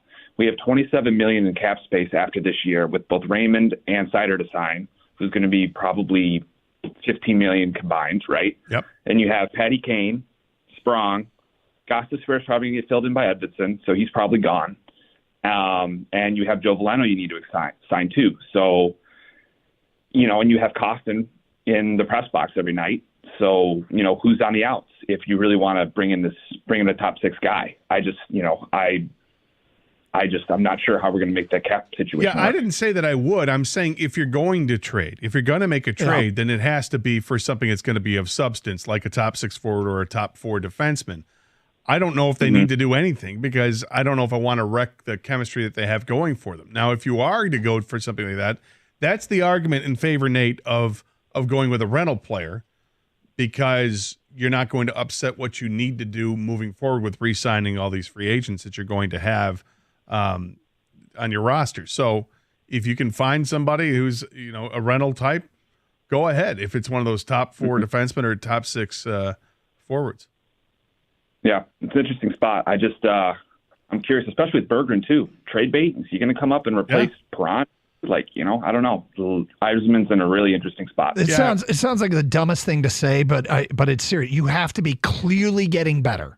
You have, because they have numbers, they have depth. I don't feel like they need to add depth. No, they don't. It has to be someone who is a substantial upgrade, which everybody makes trades thinking they're doing it to get better. But if this feels like it's kind of go big or go home. Mm-hmm. Yeah, I mean, I agree with that. I also just don't know if the trade deadline's the right time with how expensive things can be, even though Tanev got picked up for really cheap. So I don't know. It's funny. I was watching some coverage on TSN.ca, so you know it's good. Yeah, right. And the analyst they had on said, everybody around the league is saying they can't believe that Tanev only got this or only got that. Then why didn't you top that in your offer? Like, you can all say that, but nobody topped the offer. They didn't take the worst offer they got. You typically take the best offer you got. 248-539-9797. I mean, some teams it just doesn't make sense for them to make a trade. So they can evaluate on the side and say, wow, that's not much. And it is the general consensus with this one that they didn't give up much to get him. .ca said that what they got back was market value. .ca dude, for whatever it's worth. Gord? He wasn't a Gord, I don't think. David, you're next. Hi, David. Hi, guys. First-time caller, long-time listener. Well, thank you for calling. Thank you. So back in the 90s, I was a junior in high school, and I was recruited to Wayne State University for academic debate and received a full scholarship. When I got there as a freshman in 94, my head coach, Dr. Ziegemüller, said, just mention my name, and any professor let us get a pass, because when we would drive to tournaments, we would leave on a Wednesday, return on a Monday. Didn't have to go to classes. All the professors required was turn in the midterm and the final. No homework, nothing, because Dr. Ziegemüller had been there for 40 years as head of the program, and he was revered, and it didn't matter. So they gave us full ride to do whatever as long as we passed the midterm and the final. So that's just my 2 cents of regard. Even though it's not athletic, they let us do whatever we wanted on campus. Interesting. As a member of the debate team. Yes, sir. Was it? Now, let me ask, these are real questions. I mean, is it D2 debate or were you D1? Is there divisions? We were top tier. We would go to the NDT, which is the National Debate Tournament. So it was the top level for academic debate, yes. Okay. Who was good? Wake Forest was good. Harvard was always good back then. Liberty had a good team at then. Now there's different teams 30 years later that are better. But back then, those were the top 3. Were there brackets?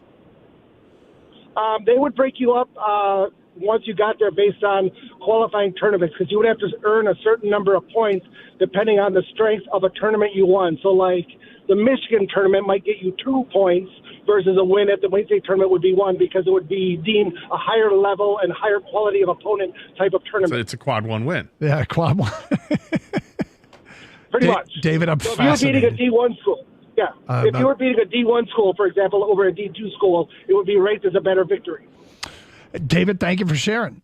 Feedback coming in. My kid played D3 football in college. He was never under any illusion. It was just fun, and he grew a lot as a person. Also graduated at the top of his class. If I had gotten that email from a professor, I would have called him up and told him to F off. Next text. Commenting on the D3 coach's comments, it's also a D3 school. Anyone going to that school to get a degree is not going to get any high-paying job. The coach/professor, whatever the heck his name is an idiot. Yes, life as a D3 athlete won't get you anywhere except maybe a job as a D3 instructor. What a D-bag. That's from Marshall in a truck. Well, it didn't say it wasn't going to get you anywhere. I think his point was you're not likely to, if you think that you're going to make the pros in baseball as a D3 athlete, you might need a reality check. I feel like this, I would, under reasonable circumstances, the only way that this email makes sense to me is if it is at the culmination of some pretty laissez-faire behavior from some student athletes that are blowing off his class, that have been warned and talked to about it. That's the only way. Other than that, it's completely unnecessary in my view. I think the professor is probably just annoyed that it's affecting his scheduling. You know? I think that's what it is. He's just more like, listen, he's being a jerk by destroying any dreams these kids might have had. But I mean, they don't know they're at D3 playing baseball. They know this. They're there. You have a better chance of graduating that school and becoming an accountant, if that's what your major is, than graduating that school and becoming a Major League Baseball player, right? I think they know this. The players do. I think the professor is probably annoyed that he has to change his midterm schedule because they're going to a tournament in Florida. It was so unnecessary to tell them that they're not going pro. Right? I know! Right, yeah. It's like... Thanks a lot, Stoney. I know! Yeah. I know not all D3 athletes make it. I know, right? Seeing as how nowadays most parents aren't parenting, seeing how nowadays most parents aren't parenting, bravo to this man for stepping up. Jeff and Ypsilanti. Professor sounds bitter he never got to the show. He's not wrong, just a little unprofessional. Chris at Heartland, I can't say what you called him, but this J is what's wrong with America. D3 baseball is still college baseball. Everyone focuses on D1, and it's still a privilege to play any division college athletics. Some D3 athletes go to smaller schools because their grades don't mesh with D1. He's angry he didn't go pro.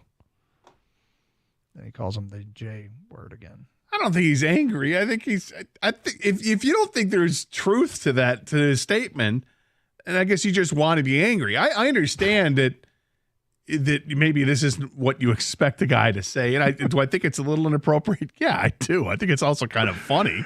It makes me laugh a little bit. And I agree with you, Doug. I think something went on to trigger this guy. Yep. He's like, you know how many times I've had to wake these guys up when they were in my class, if they even showed up at all? Right. There's got to be then it makes you put that into that context, but he does not have we're doing to some benefit of the doubt thing. This is really unnecessary. Don't send this to the entire class or wherever. Who do you send it to? Was it just it sounded like it went to the whole class? Yeah, don't do that. And it sounded like the athletes were asking you to take the exam early. But Paula, you're on 97 on the ticket. Hi, Paula. Hi, how are you? What's up? I am a mother of a D3 lacrosse player. Okay. And from day one, it's always been the coaches telling them your education is most important and lacrosse comes second. And they do their tournaments over their spring break. Yeah. So those athletes don't go on spring break. They go to tournaments during that time. And that's the trade-off. That's the core of this issue is Anna Maria College in Paxton, Massachusetts scheduled their spring baseball trip during midterms instead of spring break, which is the following week. And I pointed out earlier, Michigan and Michigan State are out west and down south right now playing baseball and softball because it's spring break. You schedule these things for a reason. But thank you for the phone call. From an unnamed texter, I was a D3 football player and never missed one class because of the sport. I chose my classes and times based on our schedule. And from Scott, James Duggan is not a person I want to have a beer with. 248-539-9797. What about Hacksaw Jim Duggan, the wrestler? Let's get to more of your phone calls and feedback. 97.1 The Ticket.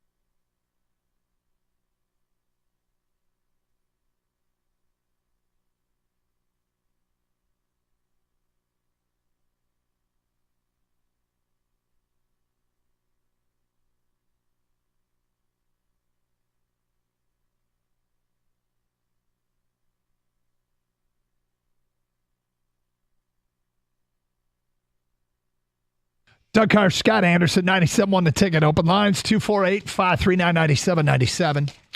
Let's go to Ryan in Novi. You're on 97.1. What's up, Ryan? Hey, guys. Good afternoon. How's it going? All right. It's going great.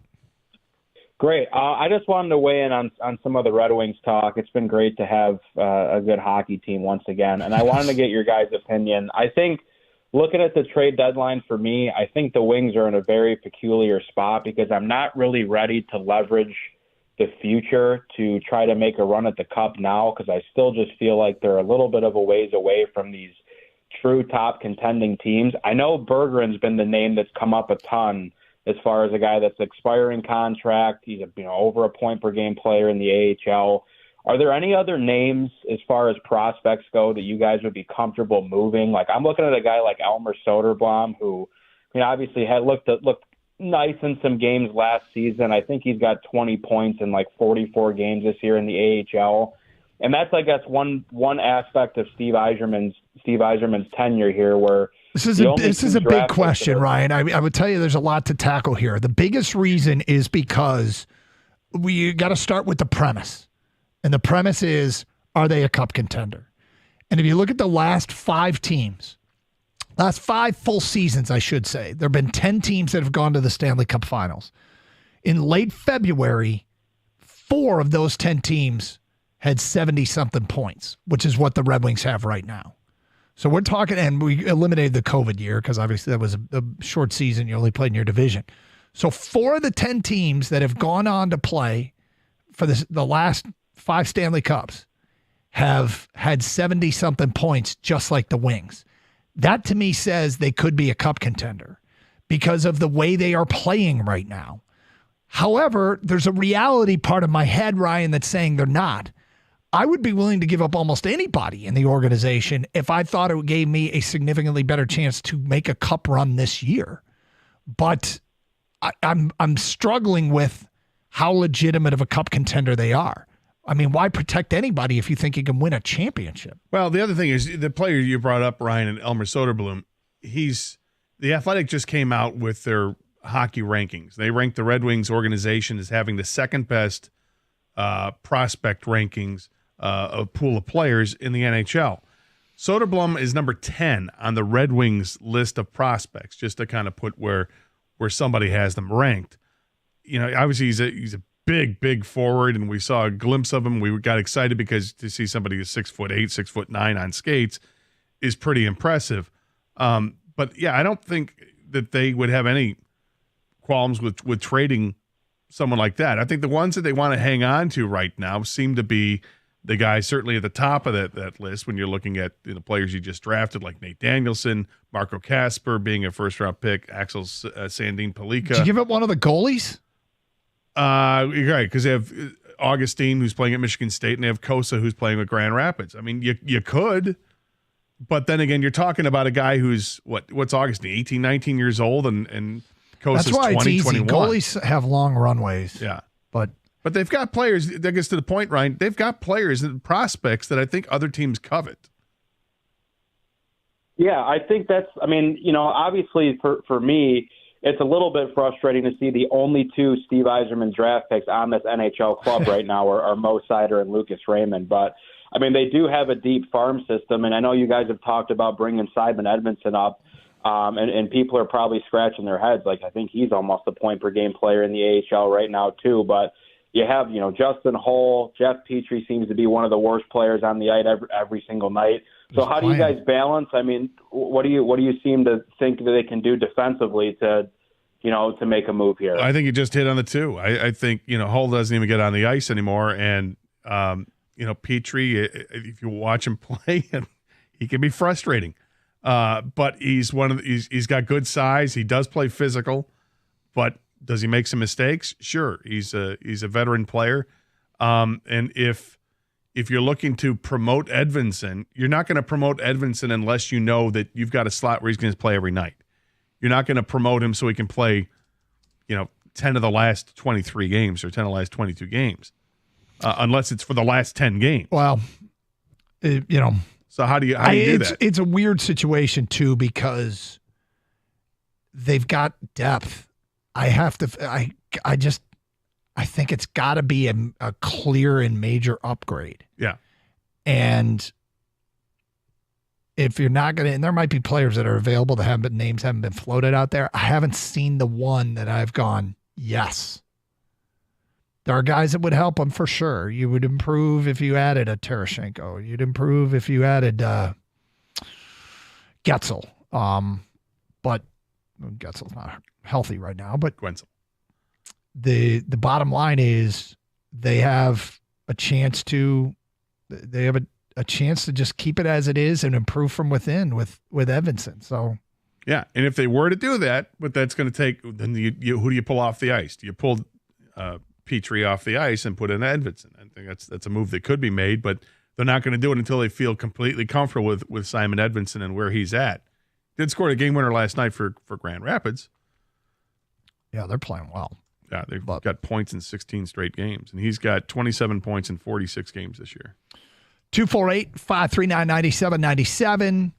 All right, feedback coming into the Carson Anderson inbox. A lot about the Division III professor who sent out an email to his class and apparently the baseball players have it. Maybe that's a bit strong. I'll read it again. Some of you will be traveling to Florida with your sports teams. As a former D3 athlete, I disagree entirely with sports at this level interfering with academics. I hope your coaches have impressed upon all of you where D3 athletics will get you in life and where they will not. I hope your college education presents opportunities for you upon graduation, and I'm quite confident that you will not be making a living as an athlete. Sorry. Nonetheless, I've adjusted my schedule for the midterm to accommodate those of you who will be traveling. We will still review the first half on Tuesday, but the exam is up and available for you. Have a safe trip, have fun, but keep things in perspective. By the way, I don't know where Anna Maria College suddenly became the place that you launch your elite career in the professional world either. I mean, is this some elite school that we're not aware of because it's in Paxton, Massachusetts? Or is it kind of, the D3 version of Harvard? Yeah, but I still is it as qualified as Bunker Hill Community College? Is that where Will Hunting went? Is it where? Bunker Hill. Is it where Sean was teaching? Sorry, where Robin Williams was teaching. I mean, but no matter what, I bet you their job rate to graduation rate is higher than their sports rate to turning professional in that sport. I mean, because even if you go to D1, you're not going pro probably. Let alone D3. Yeah, you could just send a professor could send this out at D1 exactly, too. Hey, guess what? You're probably not going to be an athlete. Yeah. But if, like I said earlier, if your major is in something like I said accounting earlier, you could probably get a job in accounting, right? These baseball players aren't going pro. Not likely. Have we confirmed? But those baseball players may be there so that they can transfer to a bigger school. That's what I would think. And get noticed. If they really want to. Look, it's a little harsh by the professor to come out and say this. All right? It's funny in a way. You can take it a couple ways. I'm trying to put myself in the position if I were the parent of a kid that was, on the receiving end of this, and the kid was a good kid and went to school, went to class and all that, and then you're going to do this.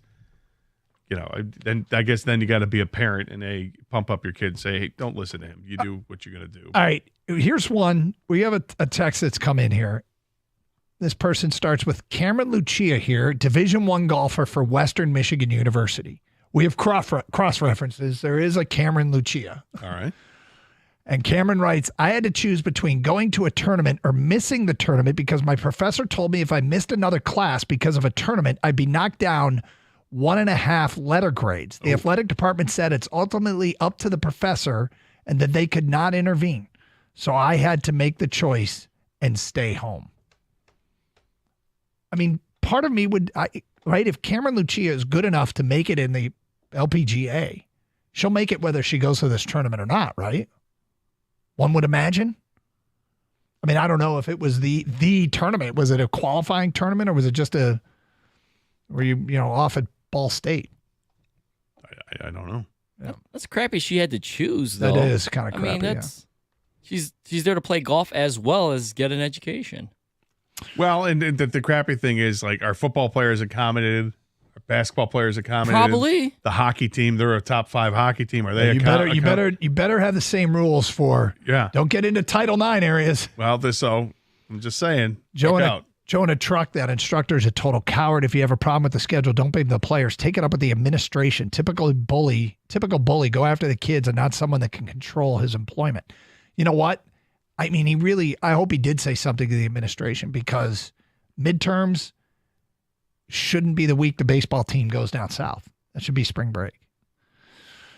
Another one here. I played and coached Division II baseball. By the time spring rolls around, the professors are already butthurt over all the missed time from all the fall and winter athletes. The springtime athletes take the brunt of their butthurtedness. Bravo for your choice of words. 248-539-9797, 97.1 The Ticket. You guys hear me talk about Twin Peaks a lot, but it's hard not to. In terms of being a sports bar, no one could touch them. But compared to other restaurants, they deserve your time. They don't just serve up bar food. It's elevated and impressive. Did you know they're actually Scratch Kitchen there? Their team is there every day at 7 a.m. preparing the food that you're going to enjoy. For starters, they smoke their own ribs, brisket, chicken wings, and thighs. They cut their own New York strips, craft their own meatballs, hand cut their chicken tenders and boneless wings. They make their own salad dressing. They even make their own croutons. They're more than just burgers and wings. Try their trophy trout or mom's pot roast and see for yourself. Then there's the bar. They have the high-end bourbons like Orphan Barrel, Jefferson's Reserve, Blanton's, even high-end tequilas like Cincoro Anejo or Don Julio 1942. And you should know by now, they pour their draft beer at 29 degrees, mix in the beautiful Twin Peaks girls, and bam, why go anywhere else? Stop in tonight and enjoy an even later and extended happy hour with late-night happy hour. That's to die for. Twin Peaks, eats, drinks, and scenic views.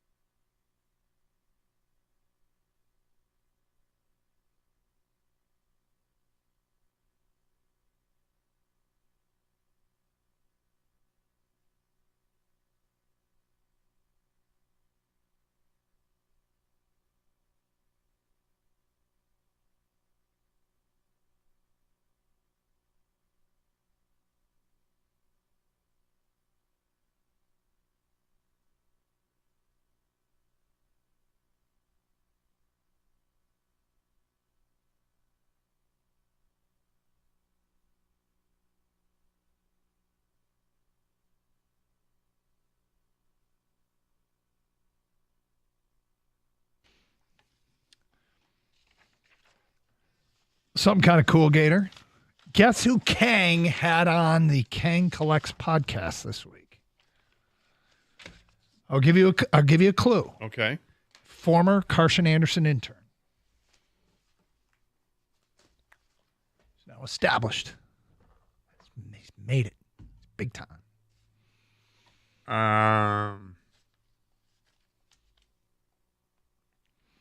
Cookies Costa.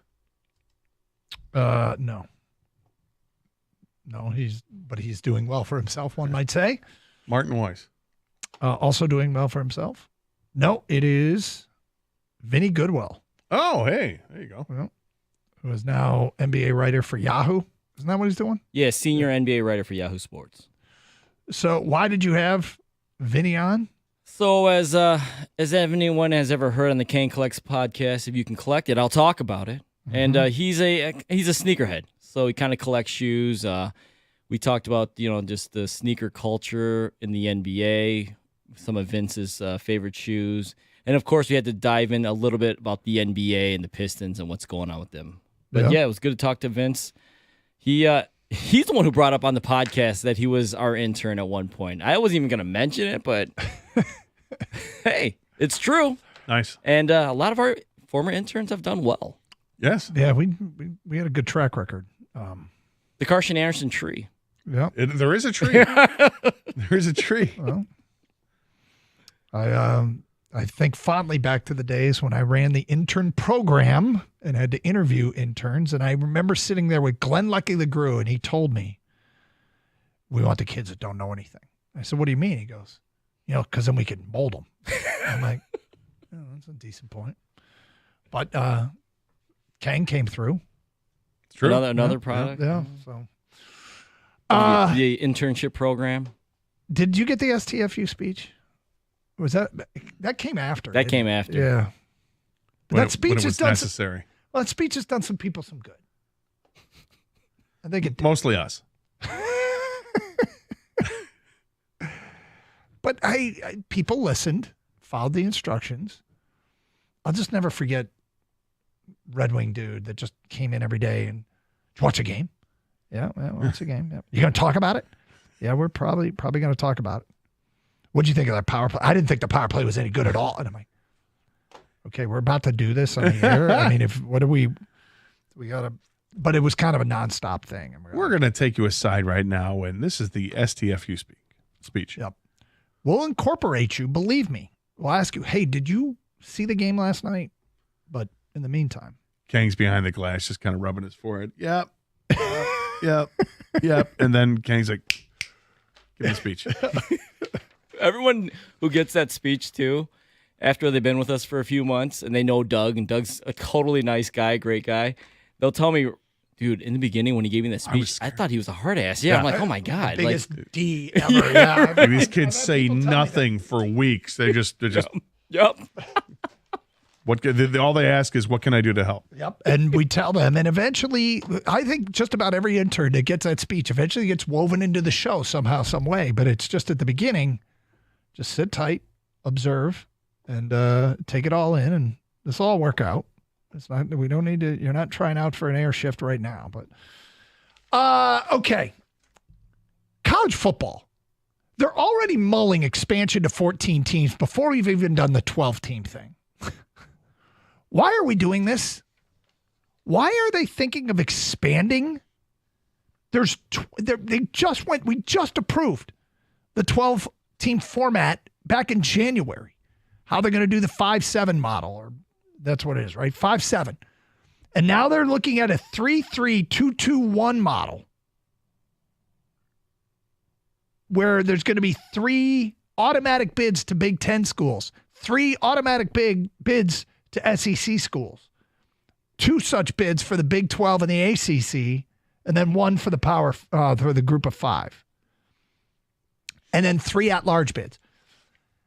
And I'm not going to say that this idea doesn't suck because that this idea sucks, because I kind of like automatic bids because it gives you something in the regular season to play for. Mm-hmm. The NCAA basketball tournament is so large that as long as you're in the top half of a power conference, you got a good shot of making the tournament. But it'll be harder in football. It'll be a smaller field in football, and I'm okay with that. And I think handing out automatic bids for regular season success makes some sense.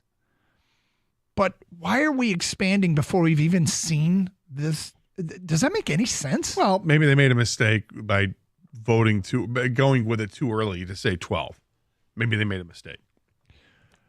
It could be just as simple as that. Yeah, I mean, what's the mistake? We can make more money at 14?